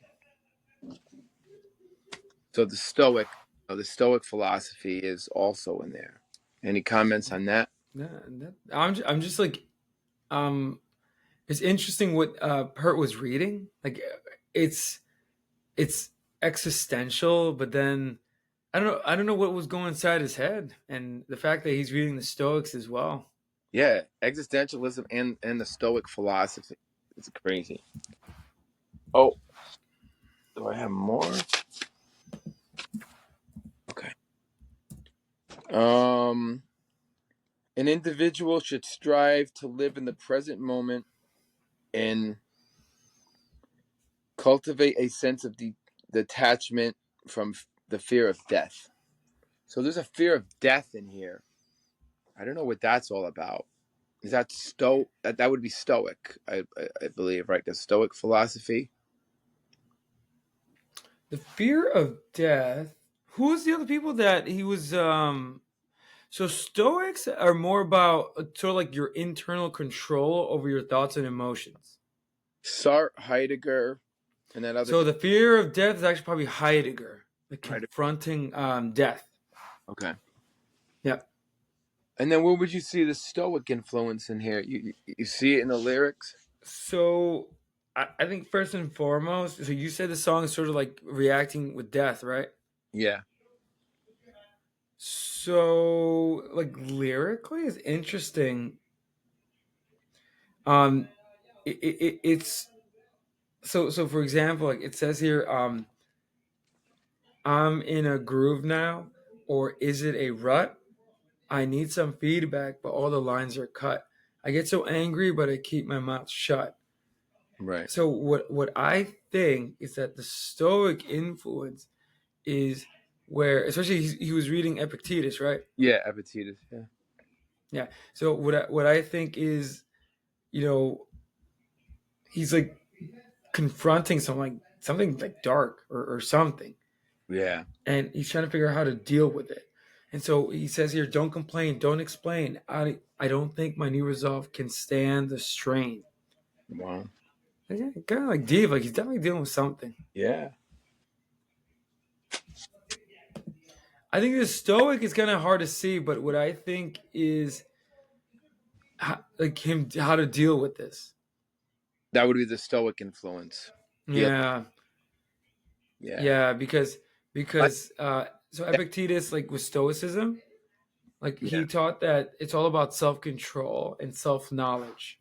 I think it's dealing with like our own death, pretty much. Like a lot Yeah, that yeah. kind of thing. Um. So any more on that before we move on to the next No, one? no, just great track. Oh yeah, phenomenal lyrics. This is funny. Where's My Thing, Part 4, Gangster Boat Trilogy. Now, it's a joke. They must, they're rapping. There's a little gangster in there. It's always a fucking trilogy with Rush, probably because they're a I know. trio. But that means nothing. It was just done as a joke. Uh, Where's My Thing? To play on like you lost something and you're like, Manny, where's my thing? Where's my drumsticks? Right. So it's a pretty intricate instrumental. It's nice to see Rush is going back to the instrumentals. There hasn't been an Long, instrumental no, in a long while, time. probably since YYZ at this point. Yeah. I was in shock when I heard this. I remember thinking, "Wow, Rush has an instrumental. This is cool." Um, so it's broken up into 5 parts. Um, so you know, the the first part is haunting guitars, um, repetitive atmospheric patterns. Going into the second part, the main theme, complex, intricate instrumental section and arrangements. Geddy's bass is prominent, so you hear the bass driving drums. Part three, uh, the new section featuring um, different time signatures and rhythmic patterns. Alex gets a little bit more aggressive and adds a little bit more distortion and adds tension at this point. Mm-hmm. Oh, okay, where are you? Part four, repetitive hypnotic guitar patterns. Geddy's playing less bass. Neil's a little bit more, restraint on the drums. Uh, Song builds to a climax featuring a reprise to the main theme and a series of complex instrumental passages. And finally, the final reprise of the main theme. The song ends with a flourish of dynamics and a intricate ending. So there's a lot of shit going on. So listen to that song as if you're a Rush fan and you haven't like really gotten into instrumentals since YYZ. Mm-hmm. It's really really impressive, really really cool. Um, and I think I talked about it was a play on words like "Where's my thing," something that's missing. That was like a joke they had with each other. Where's my thing? And it's pretty funky. It's actually it has a funky vibe to it. You know, I think they were listening to some funk at that point. Getting jokes like 3 white guys from Canada trying to play funk. You know, this is what it sounds like. Yeah, Um, it's crazy because it was nominated for a Grammy, oh, I forgot about that. Yeah. and they lost to Eric Johnson's Cliffs of Dover, Oh, which that I that can I can understand. Cliffs of Dover is really good. Cliffs of Dover is that was a huge that was a radio that was on the radio. This wasn't on the radio. Cliffs of Dover was all over the radio at that time. Eric Johnson was hot for a while. He became really popular at one point. A phenomenal guitar player. He might have done. I Oh. think he opened for Rush a couple times. Wait, Uh, is he from Canada? I don't think he's Canadian, but I know No, he did shows with Rush. Definitely. that's cool. All right. So, the big wheel. Once again, this is all getting back to like I'm looking at the philosophers, like life events and chance and things like that. Like That's like the big theme. yeah, that's the theme of the album. Chance, roll the bones. Hence, and like fate and destiny. I think the cycle of life, the nature of life. Um. So what else is here? To have your experiences to be connected with people around you that are gonna make you a better person. Mm. That kind of thing. So share your experiences with people that are gonna make you grow, opposed to being with people who are not gonna make you grow. Mm. Like gaslighters or derelicts or shit like that. And about getting Potter's Field notifications. um, you know what I mean? So does that make sense? You think like Yeah, yeah. when you around And your I guess like big great wheel is like the metaphor, yeah, yeah. the Do way you the big wheel spins. Yeah. do you remember as a kid, or I'm just showing my age? You don't know what a big wheel is, right? No, Okay. and I know what it is literally, but A big wheel was a bicycle that you sat on the ground, right? So you're like lowered to the ground. It had a big front wheel and two back wheels, and you had pedals. So you'd pedal, and it'd brake. You'd have a brake, and you just fly on this fucking thing. You would just like go like nuts, but like you had to do it on a flat surface because if you're on the sidewalk, you're gonna just hit bumps. And then the seat would always break because everybody went so fast. And then you try to ride this thing with no seat, and you're like way back here, riding this fucking big wheel. So I'll send you a commercial for Big Wheel. I had so many of them. They were a big '70s toy. Um, so musically, powerful drums, great solo, strong vocals, great bass. You know, you're gonna hear me like on a lot of the albums say the same thing, except for "Where's My Thing," because that had a very unique mm, you know instrumental thing going on. Okay, so philosophy now.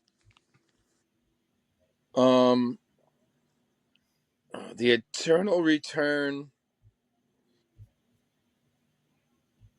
What am I saying here?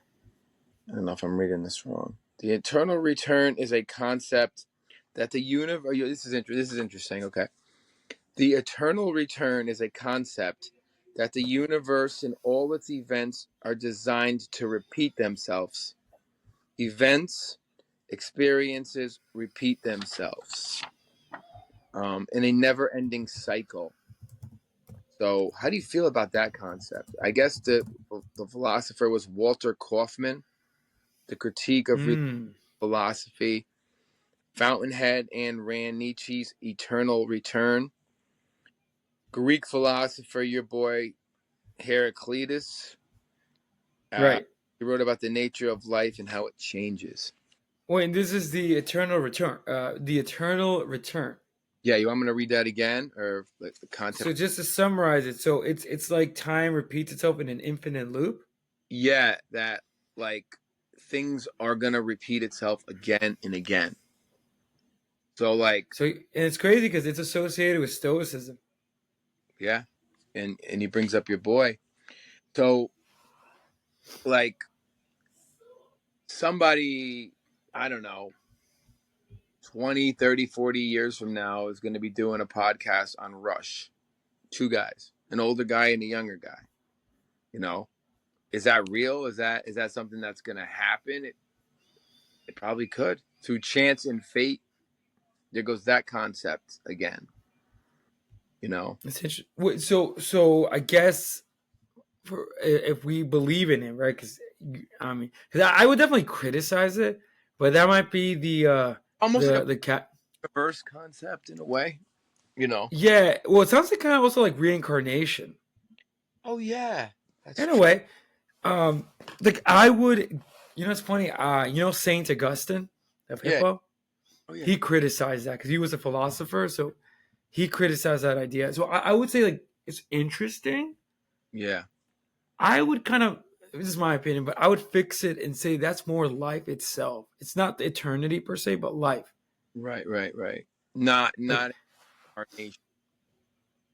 What? no, like John Lennon said, for example, in this famous song "Watching the Wheels," Yeah. he says like he compares like something about circular things and like the circle. Like when you study it from a like from a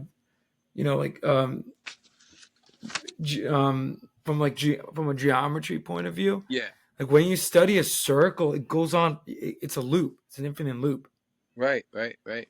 So I guess that's where they got this idea, and they try to apply it to, um, it has a big history, but time repeats itself in an infinite loop, and the exact same events are going to occur in exactly the same way over and over again. Yeah. So what you say, like maybe in the future, a podcaster like young and old will do what we're doing again. But I think if that was a thing, I think it's life itself. I don't think it's eternity though. I mean, there's other scientists like Cremo. I don't know if you ever heard of him. I forget. He did a book called Forbidden Archaeology, who believe that this has all happened already 5 or Yeah. 6 times. Like, Well, and it's crazy because King Solomon, in his book of wisdom, kind of makes that argument that what we feel that's new, it has not new. It's been done seen already. before. Yeah, yeah. Like dinosaurs might be this might be the 5th run, and then it led Right. to cavemen, and then we're Trump is president for the second time. This Right. happened already 5 times in this loop. Now we're getting fucking like crazy, but like this is like a concept that people have talked about. Like it just a cycle, it just cycles and develops. But is there a change? And is there a derivative or a change in that loop? Maybe Wait, mathematically or in the eternal return? if we're gonna relive again this life. Well, dude, but see, that's the problem because also, where do you factor in God? That's true. That's another problem, and I guess the Catholic in me says, I don't know. Like it's an interesting idea. Like don't Yeah, get me wrong, it's interesting. I just think that maybe the cycles that we try to explain it is life itself. So it's like that's why Rush named the song "The Big Wheel" yeah, because concepts. And I think Jung got at this with his archetype and depth psychology. yeah. There are patterns that keep repeating. So I think now, can you break out of it? For example, like the archetype of, let's say, like the hero, right? Right, So Jung discovered this, like there's a repeating pattern, right, right. and and among other archetypes, but so I think it's life itself. Now I don't know about eternity per se. I don't think, and but I think they got this idea from how planets orb. Time doesn't exist. Yeah, like that. So Is that not no, it gets really deep. It's mathematical. This is quantum? not a word, but geometrical, Yeah, it's quantum. It's quantum physics. or quantum. Yeah, this is Actually why. talking about this kind of thing. Einstein. So it's like, but there's a religious aspect. So this is it. Like in the religious world, this is our life, and then it ends. But in the scientific world, it's not. It's going to happen again. We're going to do this again in maybe a billion years. The Cheech and Manny show. It'll lead up to this. You know what I mean? Right, And right. and the life events are just going to be happening. It's fucking like a mind fuck. You need to be on acid, really. Well, I was gonna say, or you can like think it through. But again, like I think it's funny because, and again, I mean, it's funny how Rush is kind of touching upon this with the big wheel Yeah, because he say here playing for time, and it's funny. He says here, don't want to wait for heaven. So you can tell that he's not anti-Christian, but he definitely is kind of atheistic.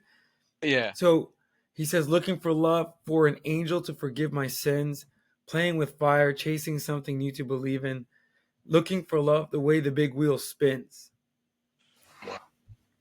that's heavy shit. It's heavy. I mean, we just got heavy. Yeah, probably need to take some LSD or something. But It's like it gets into like you know when religion.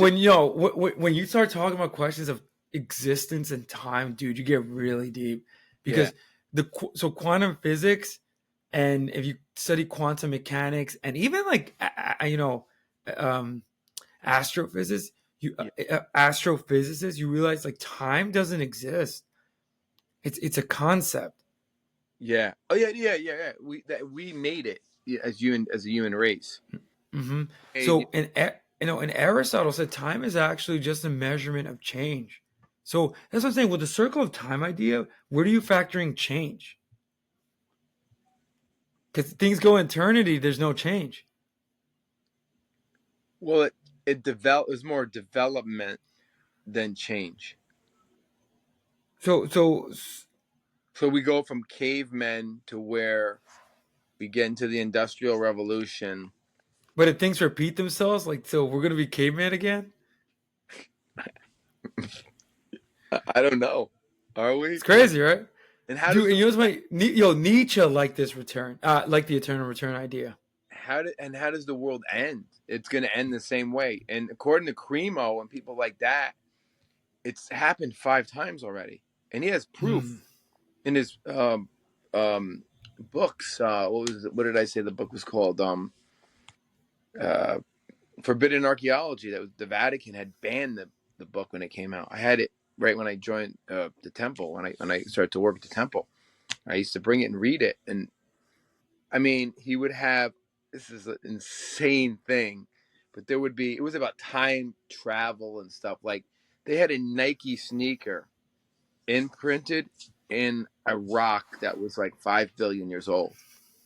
So somebody traveled back in time. They actually had this. They have this thing. You know, like it, it's nuts. It gets. I think we're just drifting off into like what the fuck. We need the listeners are gonna be like, I'm Well, gonna get the mushrooms right now, and right, um, what was remember Timothy Leary in the '60s? Tune in, tune out. yeah, this was a big '60s concept, I think, too. People really. Alan Watts was about this kind of thing. Oh, I could see that. You know. Anyway, so wait, just so our brains don't fall out of our ears. The next song, "Heresy." I was gonna say, speaking of religion, heresy. Yeah. Philosophical piece, themes of conformity, free will, dangers of authority. It critiques people who conform rather than think for themselves and challenge the status quo. But, you can look at it from a religious point of view too, I think, right? Mhm. You know, Yeah, this heretics. sounds interesting though. It's it's interesting. It's just looking at my notes too. It's about the fall of communism in Eastern Europe and Russia. Interesting.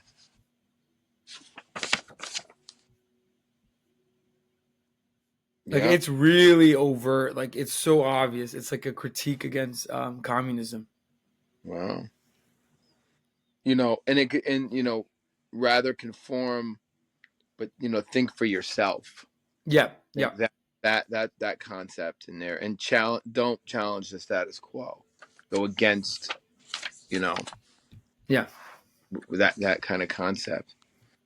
Um, I didn't get that history in there from my research. That's interesting. Well, it's interesting. So that's my. But the thing is, like, look at these lyrics, dude. Like, all around the dull gray world, from Moscow to Berlin, people storm the barricades, walls go tumbling in, and then Yeah. he says, "The counter-revolution." People smiling through their tears. Who can give them back their lives? And then just go forward a little bit. But all around that dull gray world of ideology, people storm the marketplace and buy up fantasy.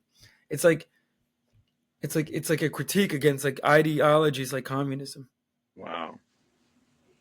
Crazy shit. So once again, going back to that like Cold War or that kind of mentality, like what they did on like was it Red Sector A? Yeah, Um, okay, and then free will. You know, people have a choice. I think that comes up in this as well. So his books, obviously, history, which you're saying. I don't know. Some of the books I got was The True Believer by Eric Hoffer. mm. Um, Mass Movements, Mindset of the Believer, how people can get swept into groups and movements, and critical thinking is very important. I don't know if that Yeah, makes. that makes sense. No, it's in the song because that's the thing. Don't be a sheep, and don't fall for these ideologies. Think for yourself. Yeah. Sorry, I have a cough coming on. Hold on.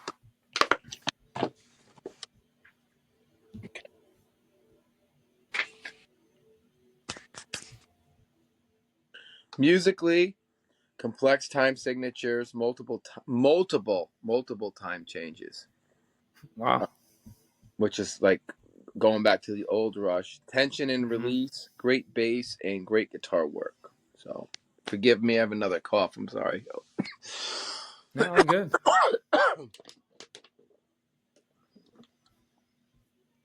When you think it's gone, it's not gone. I know. I've been talking for I guess like an hour and change now. Yeah, about hour and a half. Wow. Ghost of a Chance. I always love that name. You know, Ghost of a chance. Same. just a great, the unpredictability of life, um, and how we can change it. Once again, chance, events, circumstances, fate, destiny, choices, actions can influence our life. You know, so it comes back to That's like a big theme in this album. yeah. Well, think about Roll the Bones. Going back to the simplicity of it, Snake Eyes or whatever you get. I know. Wait, but ghost of a chance? That's negative though, right? Like when someone says, "Hey, you got a ghost of a chance," or is that positive? Actually, that might be positive. Or no? I would think negative, right? Because a ghost is negative. You don't want to. It's a great I, concept. Like the name, the name. I like the way it rolls off the tongue, like ghost of a chance. Like I Yeah. like it. I'm gonna say, you know, what's funny? I use stuff like brownie points, ghost of a chance, like all these weird expressions, which I Yeah. don't know where I got. Can you look it up? What ghost of? Is it an Yeah, actual? yeah, yeah. Yeah. I Like if mean, it's an actual expression. yeah.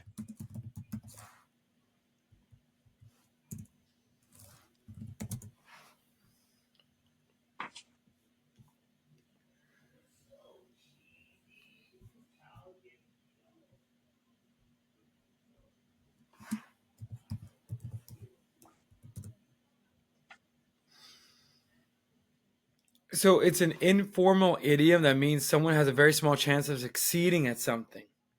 Okay. Yeah, I figured it. So for example, he doesn't have a ghost of a chance of winning. So I guess it can be negative. It's weird. It can be negative or positive. Almost sounds more negative, right? It's Like, probably more negative. Yeah, you have a ghost of a chance. musically, it's a nice ballad. Some piano, melody, string arrangements, dramatic climax, great guitar solo, and driving rhythm. But it Dude, makes you you. know it like peak? It peaked in the American rock charts. It did. Yeah, Wow. I yeah, remember it being in jukeboxes all the time. I don't know if yes. you. It was a popular. Yeah, I know. No, I seen jukebox. I know jukeboxes. Like I seen them in sometimes old school diners. Well, these would be like you'd go into a bar. Oh, so that's you know no you know where I saw that? My brother who lives in Queens, he took me to a bar Yeah. and it's I think the bar's called Rock and Rolla and they have that jukebox concept. Yeah, and it would be a big thing, and it'd be like these Yeah. little ticket like things, and then you'd go to the, you'd bring change with you, and you'd want to drink and listen to Rush, and we would put on. Me and Alan, remember Alan? Yeah. One time we got really fucked up, and we were in a bar in Greenwich, and you'd want to like outbeat the person. Actually, Joey's has a jukebox still, believe it or not, in Portchester. And I remember we put in Hemispheres and 2112, and these people had to wait to hear their songs until that shit all played. And I remember and they were so pissed off. Like, because if your number was ahead of them, you wouldn't get your songs. And then sometimes like people would complain to the bar, "I want my money back. I didn't hear my song." You know. But it was like that's how we. I'm sure they still do that now in bars, right? They must have. or they just play digital satellite. I don't. Yeah, no. Now it's just if anything like some playlist on Spotify. Yeah, or maybe Yeah, they don't do. It's very rare if a bar actually has those jukebox concepts or ideas. They still exist. Joey's has one, and it'll be on autoplay. I think people. I don't know if people can put money in it or not. So so once again, um, Greek philosophy comes up on this. Is your boy? I'm gonna fuck his name up. Epicurus, the importance of individual freedom, Oh, rejecting Epictetus. Epictetus. Yeah, but yeah. Yeah, Does that make sense? That Ghost of a Chance, would that be Stoic? I think so. I think so because lyrically, the song is very interesting.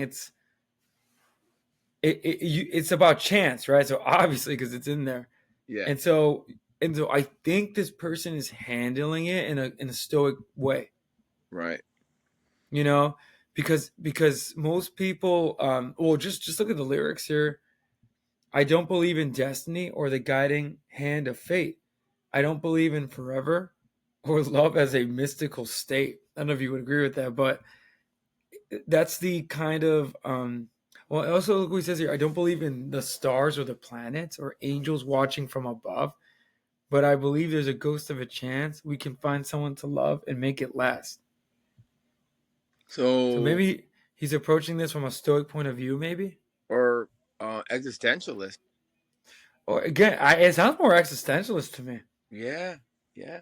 I mean, it could be both, but it's more existential because he's not believing in the positive things in life, but he's believing in love in the end. Right, That there could be love. And fucking Neil, it's amazing. right. Rejection of superstition and dogma, the pursuit of happiness, living a simple life of virtue. So I guess it's simplicity is what the character is looking for in the song. Well, if that's virtue, then that's definitely Epictetus, man. Yeah. He always advocated live virtue that leads to happiness. Um. Yeah. So anything else on that? I mean, that's a Yeah. very So this album's pretty heavy. I didn't realize there's a lot. it's strange. It's crazy how this one's the one I said that it was like a hit, right? Yeah, it was, but the thing is, like, you're not gonna hear in Ghost of a Chance. It was a hit song, but you're not really. You know what's funny? Like I don't see this. The song is actually pretty poppy. It's about finding love and like in strength over any other force. Like it's kind of like a. I'm not trying to be insultory, but like a corny love song, but in a rush way. Almost like Different Strings was on Permanent Waves. Kind Rush, of. I mean, kind of, different strings have more artistry, but yeah, it kind of goes back to that. I think it kind of goes back to Different Strings. it's Um. kind of like whoever wrote the song. It's kind of like their Rush's version of a love song. Oh yeah, yeah, but in a negative, the person's negative. He doesn't really. So Neil Peart. Yeah, but he believes in love. In the end of the day, that they'll meet somebody. Well, Cheech, let me ask you, man. Do you Yeah. believe in love, brother?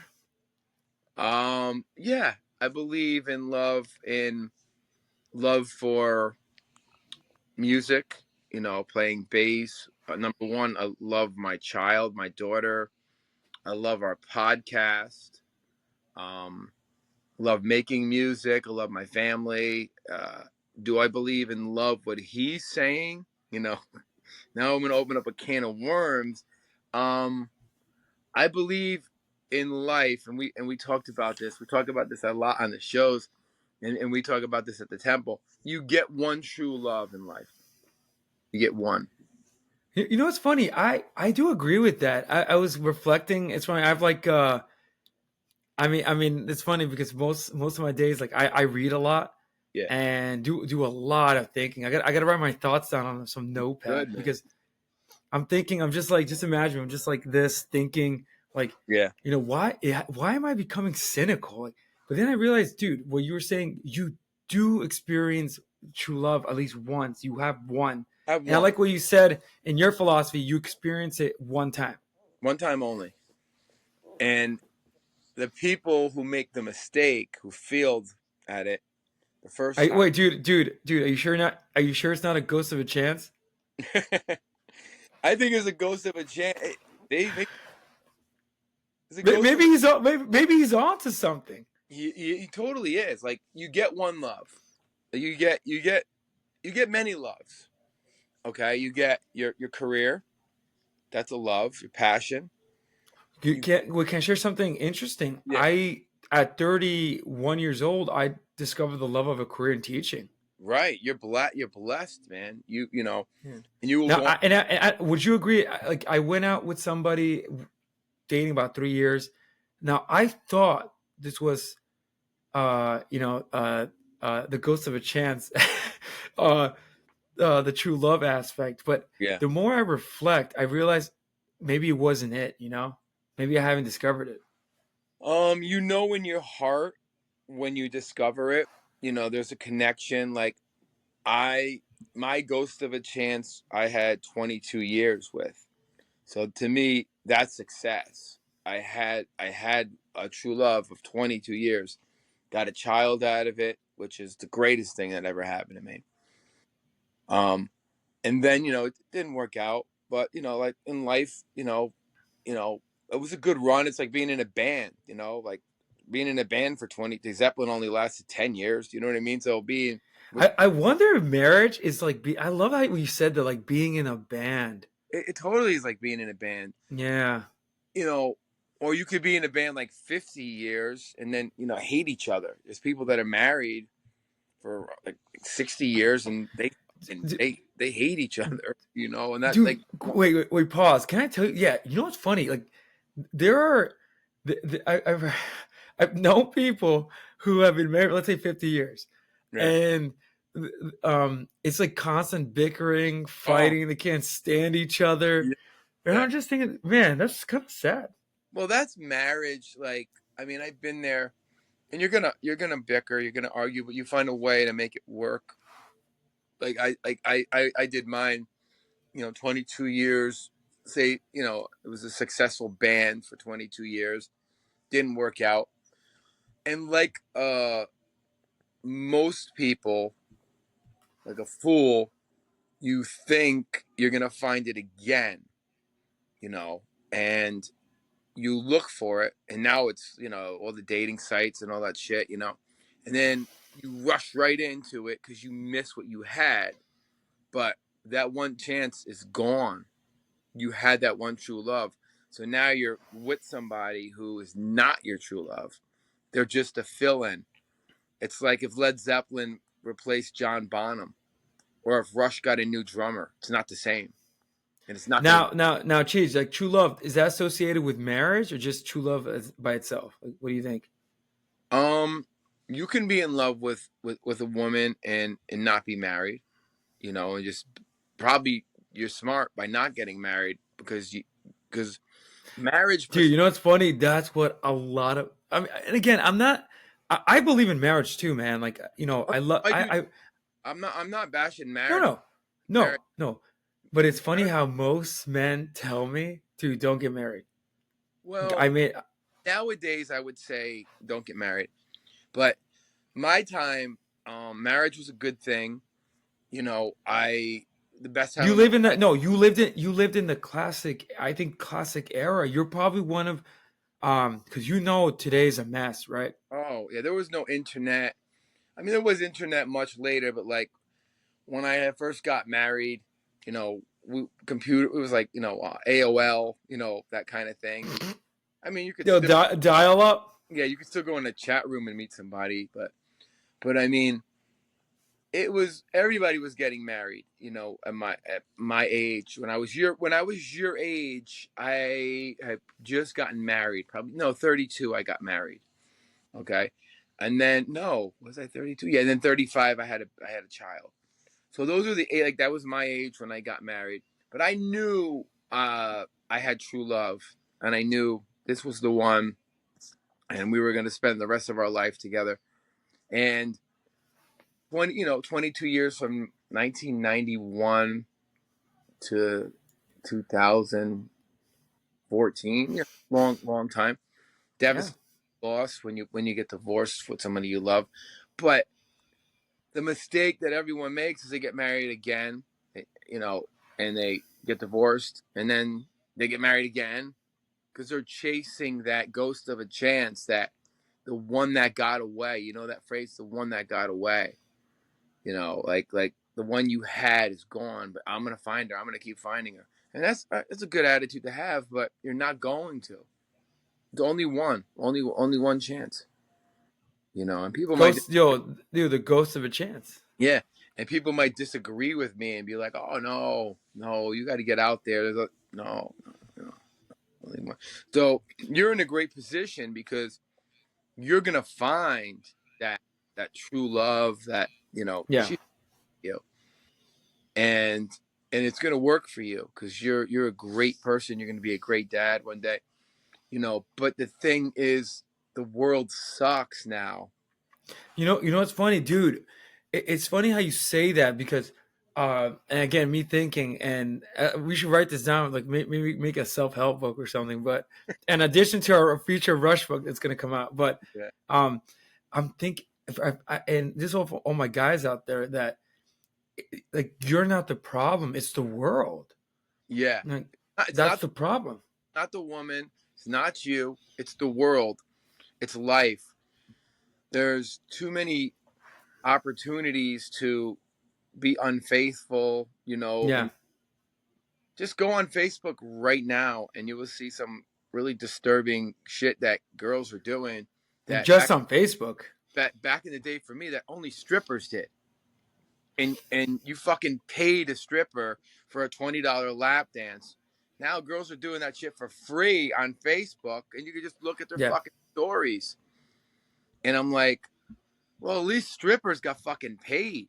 What are you getting, likes? Are you getting, I mean, I'm not knocking it. Hey, you want to twerk or do whatever you do, that's Well, your thing. no, but there is an equivalent to that called OnlyFans, where Oh, guys can pay for that.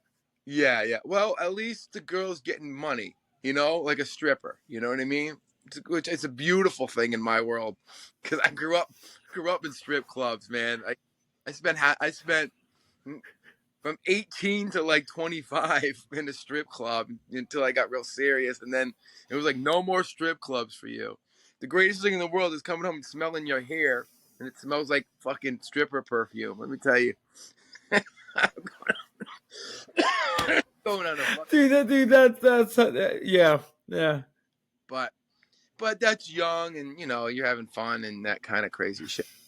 But don't fall in love with the stripper. Believe me, it's not a good thing. Oh man, who were we talking about that we were saying wrote a song? Oh, the Iron Maiden song. Charlotte the Harlot. Yeah, yeah. But now like the stripper is on Facebook. I'm probably gonna You're gonna have a lot of feminists hate us or whatever. Yeah, maybe. So, moral of the story: true love is a ghost of a chance. I think Yeah, Neil's onto something. it is. So we'll move on because I'm gonna. I'll move on. Uh, Actually, I have some philosophy here. What do I have? I have Kierkegaard, sickness until Ooh, death. I see Creek. Yeah, I see Kierkegaard. Sickness until death. Concept of anxiety and its relationship to the human condition. I love Kierkegaard. I Yeah, see that in the song. it's definitely there. Have you read him? Yeah, oh yeah, yeah. I've read some of his stuff. Now I consider him existentialist, right? Oh He's a he no big yeah, existentialist. Yeah, yeah. he's actually dude. He's the first one. Yeah, yeah. He came up with some cool ideas like individuality, subjectivity, anxiety, and despair. Mm-hmm. Dude, The absurdism. Yeah. I'm telling you, Bob Dylan must have read Kierkegaard. You I know, I would wonder what if you yeah. the divided self, R.D. Lang. I think we've discussed him in the past Yeah. shows. Yep. Oh, and here's one. I think you're going to agree with this. The Psychopathology of Everyday Life, Sigmund Freud. Oh yeah, I know. But it's funny. He doesn't take Freud's, you know, perspective, but I guess Neil's a little bit more optimistic. Um, Maybe. I guess, but he's not, because he's saying there's a ghost of a chance. Yeah, it's a weird song. This is a weird album. This get Very strange. I didn't know. I didn't realize how existential it was. It's Yeah, weird. if anything, it's more like the other albums were more stoic. This is going Yeah. back essential in the lyrics. Getting towards the end. Um okay, this is a good one. You Bet Your Life. Oh no, Neurotica. Oh, did I miss Neurotica? Oh, sorry. Yeah, Neurotica. I put it here. Okay. All right. Neurotica. Neurotica. Pressures and anxiety of living a fast-paced life, technology-driven. That's interesting. Now, technology is coming up in the world here. Yeah. Um, feeling overwhelmed and disconnected. The music is high energy, driving rhythms, intricate instrumental passages, and great vocals. Now, I do get on this one. The only philosopher I had was Kierkegaard. Again, Yeah, I see that. he pops up. Same book, in Sickness Until Death Yeah. concept. So Probably where you got that word Neurotica from. it's not a word, right? No, I think it's a Rush word. Yeah. Yeah. Erotica. No, didn't Madonna had a song? Erotica. Erotica. Madonna? Yeah, I think she had a song called Erotica, but not. It was like Maybe. sexy. Maybe. Neurotica. I mean, about anxiety. Everybody suffers from something. Yep. Neurosis. Yep. Yeah, that just kind of could take over. I mean, some people it takes over their lives. It spin you out of control and stuff. So Yeah. okay. All right, getting close. Okay, You Bet Your Life. Now, this is funny. This is like Rush has always got a joke. They always have They always do. So You Bet Your Life is an old show with Groucho Marx from the 50s, that my dad used to watch the reruns when I was a kid. And that's where they got the title from. Life is a gamble. We take risks. We make choices that have good or bad consequences. Here we go again with this concept of choice, fate,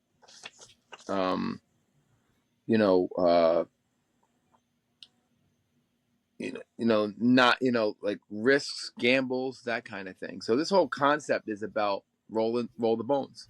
A huge idea here. Yeah, like betting, chance. It's a concept album without being a concept album. Yeah. There's a theme. There's the gambling, the taking a chance. Just like there was a theme on whatchamacallit, why am I getting a brain fart? Your favorite album. Which one? Grace Under Pressure. Yeah. There's a theme about Cold War. So just this album, there's a theme about taking a chance in life. That's basically the concept. Life is a gamble, taking risks, making choices that have good or bad consequences that we have to face. You Bet Your Life, taken from the Groucho Marx show, where he had the cigar and this like weird bird used to come down. Have you ever seen that? I've seen that, but I haven't seen Groucho Marx. But I've seen that. That's iconic. Yeah, it's like iconic 50s show. And it's a metaphor for the notable show. I'll do the music. Music, high energy, ri- driving rhythm, intricate music passages. I'm saying a lot of the same things because there's not there's more musical things going on. There's more Yeah. musical changes, time changes, but a lot of the same kind of nothing like 2112, nothing like Hemispheres that's popping up. Books, Nietzsche's Will to Power, Greek Stoic stuff. I'm gonna say his name wrong. Your boy Epicurus. Oh, Epicurus, right? Yeah, Not Epictetus. Oh, Epicurus. Epicurus. Okay. Yeah. Uh, excessive desire and fear. The philosophy risk. Oh, by Nicholas Retcher. And I'm gonna say this wrong. Cool stuff. Those those to Dostoevsky, Oh, Dostoevsky. Yeah, that's really cool. the gambler. That's cool. So that comes up in what Neil was reading, and it makes does that make sense to you? In that, Yeah. Yeah. Yeah. yeah. I, Distilled a lot. I don't know much about him. Those That's Kavinsky. it. Oh, he's a classic existentialist, and made one of his wrote some of the best books. Oh, he's existential. I would call him an existentialist. Yeah. Okay. All right. So this leads us to the album cover. Now the album cover is interesting. The album cover is about chance in risks, probability in life. You Sims obviously did it. Skeleton represents death or fate, rolling a dice that are thrown in midair with numbers on the dice, reflecting the album's title, the themes of fate and unpredictability of life. The skeleton is a symbol of death and morality and engages in the game of chance. Pretty heavy. Yeah, it's a heavy, weird concept. Yeah. Very existential. Yeah, so the whole concept is chance. You know, um this whole album is I mean, I think it's a cool cover, and they use that skeleton live in concert. He would come out and pop around and stuff. So, but yeah, man, this was a really good album, and I think we broke it down pretty good, and we found that it's a concept album deep down, you know. I think so. There's a theme that runs through it, and yeah, uh, Ghost of a Chance. Pretty much like chance is a big one. Yeah, yeah. I mean, a lot of the same recurring themes in the songs. They didn't break off to anything different, you know. Um, but I would say, I'd say it's a great album for our fans out there. Definitely listen to it. Roll the Yeah, Bone. Uh, check it out on Spotify, and Cheech and Manny are on Spotify. Got to mention that the yeah. Christmas show was on there. Oh yeah, oh yeah. Yeah. So yeah, this was definitely a great episode. Um, any last thoughts on Roll the Bones or I think it's an early solid album along with Presto. Um, Definitely synths have been left behind, yeah, and more of that rock sound. The early '90s rock sound is front and yeah, center. It's pretty yeah, good. Solid songs and some really good ones. And yeah, it's interesting. It has a strange. I think Rush have not done this, like sort of like an existentialism with it or something. yeah, yeah. It's not dark, but it's No. not really happy. Yep. Yep. More Exactly. in the middle between happiness and sadness. Like Yeah. It's weird. yeah, it's a weird. it's a weird concept album, you know. Um, It's strange, yeah. I think, and again, I think it's good. It's for what it is. There's not really a bad track. Not even the Roll the Bones. I know the rapping gets a lot of flack, but yeah, listen, they're experimenting. I mean, yeah, doing their thing, you it's know. pretty cool stuff. Yeah, Pretty cool stuff. And I, cool album cover. I agree. I I love that kicking the skull. yeah, It's yeah, kind of interesting, right? Maybe kicking yeah. death. Or yeah, that's true. Is he kicking death, or is he? Or playing around with death. Yep. Or the chance of like, where's he kicking the skull? You know what I mean? Yeah. Where's that Yeah. going? Yeah, Yeah, and he's taking a chance, or he's taking a chance, right? Like yeah. I left that part out. That's right. Yeah, the kid kicking the skull. cool. I always thought the album cover was cool. Like even before Yeah, listening to the album, I thought it was a cool album cover. it's definitely better than Presto or Hold Your Fire. I think. Yeah, You know, yeah, it yeah. has. Preston and Hold Your Fire are weird. Like they're cool, Yeah, but like the Presto, I'm not saying like seeing the bunny go out of the hat, the rabbits. yeah. I'm just like, wait, what? I know, but yeah. I recommend it to our Rush fans. Go Same. Give it a listen. give it a listen. Bravado is, I think, one of the best Rush songs of the whole era of the '90s, in my opinion. Yeah. That come out. Next album we're gonna tackle is Counterparts. Now that's gonna be in the middle of grunge. So this is before grunge. Technically, it's in grunge, but it's before grunge Right. explodes. Right. So, and it has that '90s recording, which I'm gonna research more. What's the difference It's between? interesting.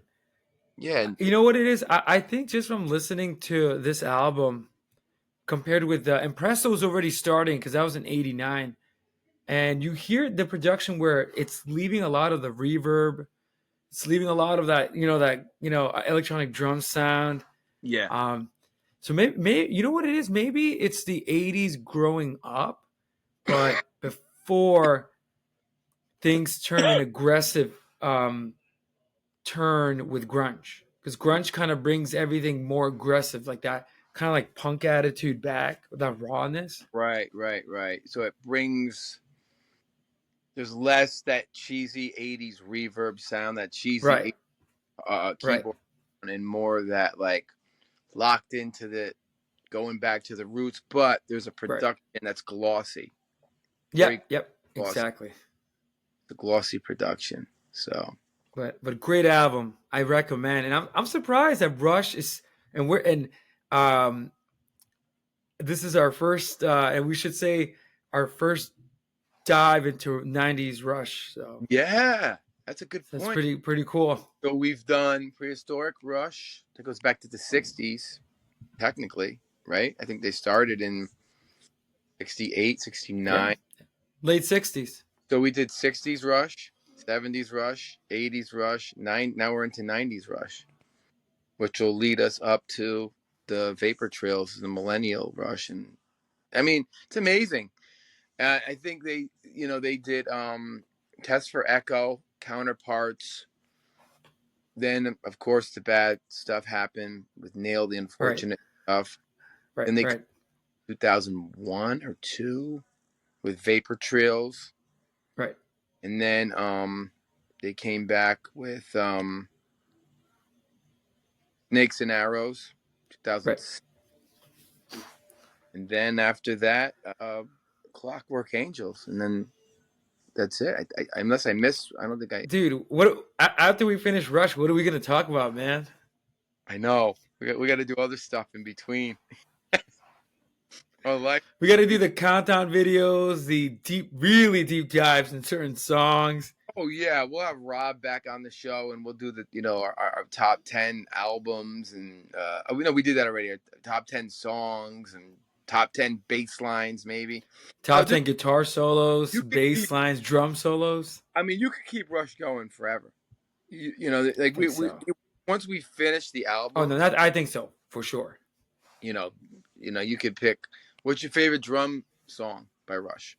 You know what I mean? Like, Exactly. Yeah. so you could do stuff like that, you know. But yeah, this was a fun show, and it was very enlightening on the whole. Makes me think about chance and rolling the bones in life. You know, like where are we going? We Right. roll Right. the bones. When we wake up every morning, we're rolling the bones. You know, like what's today gonna? Yeah. Yeah. And the thing, and imagine if you're not. And I guess the idea, just the final takeaway, the moral of the lesson, kids, is take a chance, take a ghost of a chance. Take a ghost of a chance on anything, relationships, Yeah. job. You know, Roll the bones. roll the bones. But I don't know if this generation today is gonna listen to us. Oh man, listen to us. I'm, I know you're older than me, Cheech. You're pretty much a sage at this point. Thank you. I'm, I'm still a, I don't know what I would call, like maybe a student, maybe. You you're in the learning process because you're Yeah, your 30s. You're still young. yeah, You're learning. You're a thinker. You know how to get inside your mind. You're yeah, yeah, smarter than yeah, I yeah. was. I got into that at your age, but I was already married. Right, I could right. have gotten into that. I was into that stuff before I was married, but I got into it late, you know, later on, and then I was like, oh, you know, I'm happy, and I'm just gonna learn, and I want to, you know, the book The Secret came out, and then everybody started to get into spirituality, and that became a big thing. And then That's you really got cool. into Kabbalah. I got into Lao Tzu. I got into a lot of stuff when I was in like about your age. That no, that's cool, man.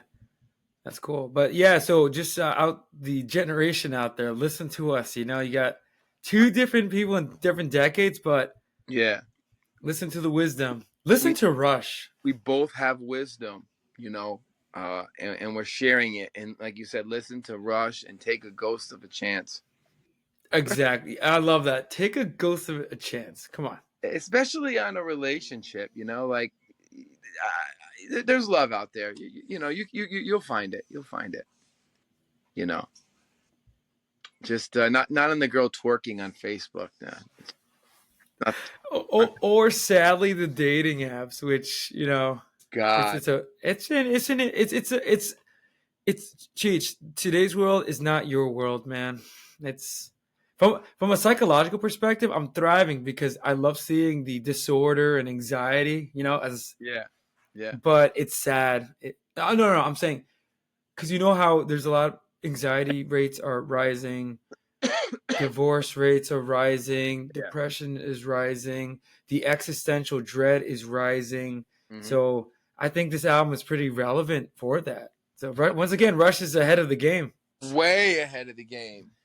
Like ridiculously ahead of the game. Um, Once again, they're the Nostradamuses, and we Yeah, joke about the yeah, dating sites. Like if me and you put in Ayn Rand, existentialism, Rush, an 80-year-old woman will probably come up. You know what I mean? A 70, some of dude. my mom's age will come up. Not a 40-year-old, not a 30-year-old. You know, I uh, know, I put it know. and put Little Uzi, Kendrick Lamar. See what happens. Oh man, I know, I know.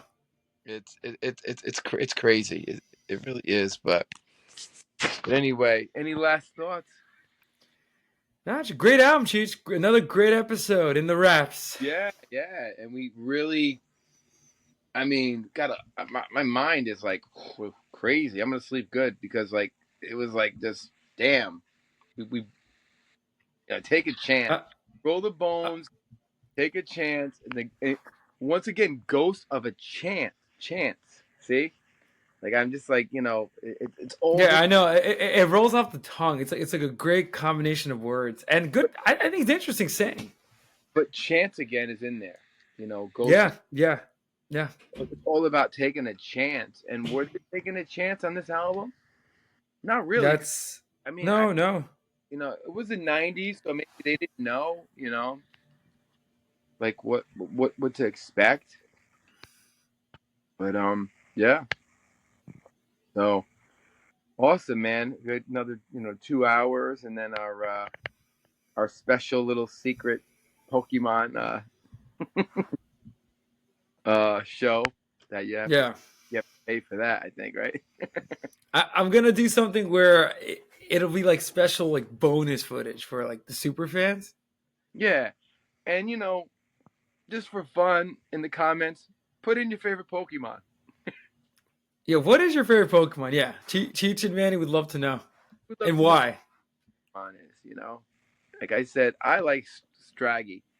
You know, he's my, you know Yeah, no, that's an interesting one. my, And my before you comment, subscribe, like this video, and then comment your favorite Pokemon. and also check out our Instagram, which we're gonna have. Instagram, which I will link below, and Spotify account, which is Yeah, it's up and running. good things happening. Got 1,000 views so far. Awesome, man. Moving forward, man. So and this is our 23rd episode. No, Yeah. no, this would be like our almost at 30. Well, we passed the 20 mark, which is, dude, it's such an achievement. Like one of my, it's crazy. I guess we'll end here, but because Happy New Year's, by the way, and Yeah, to all our friends, Happy New Year's. You yeah. know, I wish everybody great blessings and success. And one of the things I'm sure you would agree is starting the show, what an Oh, achievement. oh, and that's doing really well. You know what I mean? Like we've talked about this for a long, long time. Yeah. I mean, Do you remember that one customer that said you guys should start a podcast? That not to put her on blast, but yeah, it's yeah, that one nice customer who yeah. dropped into one of our conversations, and that's why I want to record our off Oh, record shows because we always go into weird, no, not weird, but really interesting discussions. just a quick Joe Silkman text: "Happy birthday, Jimmy Page." Oh, so Dude, if that's not the universe, man, I don't know. I don't know. no, um, but yeah, we talked about it for a long time because I think people are just so annoyed of us talking about music at our job. A I lot know it's sad. of poetry, but mainly music, and they're like, "Start a fucking podcast, you guys. Get a room." You know what I mean? That kind of thing. Yeah, I know, and And we're like, yo, shut up. didn't know what a podcast was, and I'm not like studying how to be a great podcaster. I'm just doing what we do. I like Joe Rogan. I think he's amazing. And Rick Beato. But like Yeah, more of a bigger influence, I think. But it's just fun. It's just fun. Like Joe Silkman's son-in-law said, it's like two guys having fun, yeah. it, sharing knowledge. It's really just sharing knowledge. That's it. Passion and knowledge. Yeah, we have a lot of knowledge to share, which is good, and passion. Oh yeah, definitely. And I would say join in on the conversation. This is a music show at the end of the day. We're all Oh about music, yeah. you know? I mean, it gets some lately. It's getting deeper and deeper into other things, and I love it, like philosophy and Yeah. and history and poetry and just personal influence. Yeah.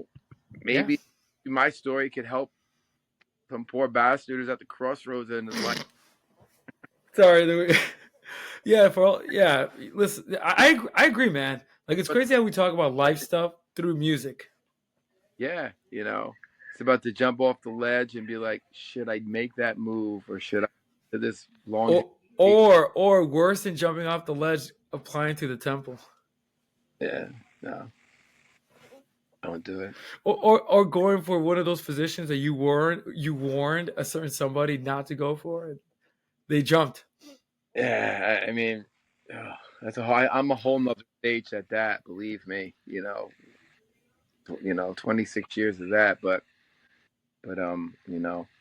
so it's all good. Just do what you want in life as long as you're not hurting anybody or yourself, and listen to Rush. That's it, man. That's it. Yo, there's a meme. I don't know if you ever seen it. Like, it starts out with saying "keep calm" and then an action. So Yeah, keep calm and listen to Rush. exactly. I sent you a bunch of funny stuff to put on I Instagram. saw that. So yeah. So for those of you who are gonna follow us on Instagram, we'll be posting a lot of Rush memes Yeah, yeah, and reels. So get yeah, look forward to that. definitely. So let us know who your favorite Pokemon is. And So subscribe, like this video, and in the comment section, what's your favorite Pokemon? We'd love to find out. and oh, Pokemon, yeah. This dude's name? That's Jolteon. I can't believe I know that. What? I'm a 55-year-old man with a Pokemon toy. Okay. And then we get like canceled or something, or YouTube takes down this video. I know. My kid would be ashamed of his father right now. Why you got the Pokemon toys? Oh my god. But anyway, great show, a lot of fun, a lot of laughs, and always a pleasure, Manny. And Likewise. we'll we'll be doing a show. Probably we have the Bob Dylan. We're gonna have the Zeppelin Coming up. I'm gonna have just for our fans listening, Zep 2 with the legendary Mr. Silkman coming out. I'll put that out first, and then following that, the Bob Dylan in honor of the movie. So. Yeah, definitely. Yeah, and then we have what else do we have in the works? We have Hold Your Fire, mm-hmm. which so pretty much yeah, and then after that again. So this is I guess the schedule and Killers. Killers. Yeah, yeah. Which Have I'm looking forward to that. punk episode I wrote, which will That we have to we'll film, but we have a punk episode coming out. yeah, I can't wait to do that one. So because that's we've done every music except for punk yet, and that'd be a great one to do. You know. So anyway, all right, man. I will talk to you Nanu on the next episode. And great job. And listen to Roll the Bones and take that ghost of a chance. Take the ghost of a chance and roll the bones. Exactly. All right, man. All right, Cheech. Talk to you soon. Later.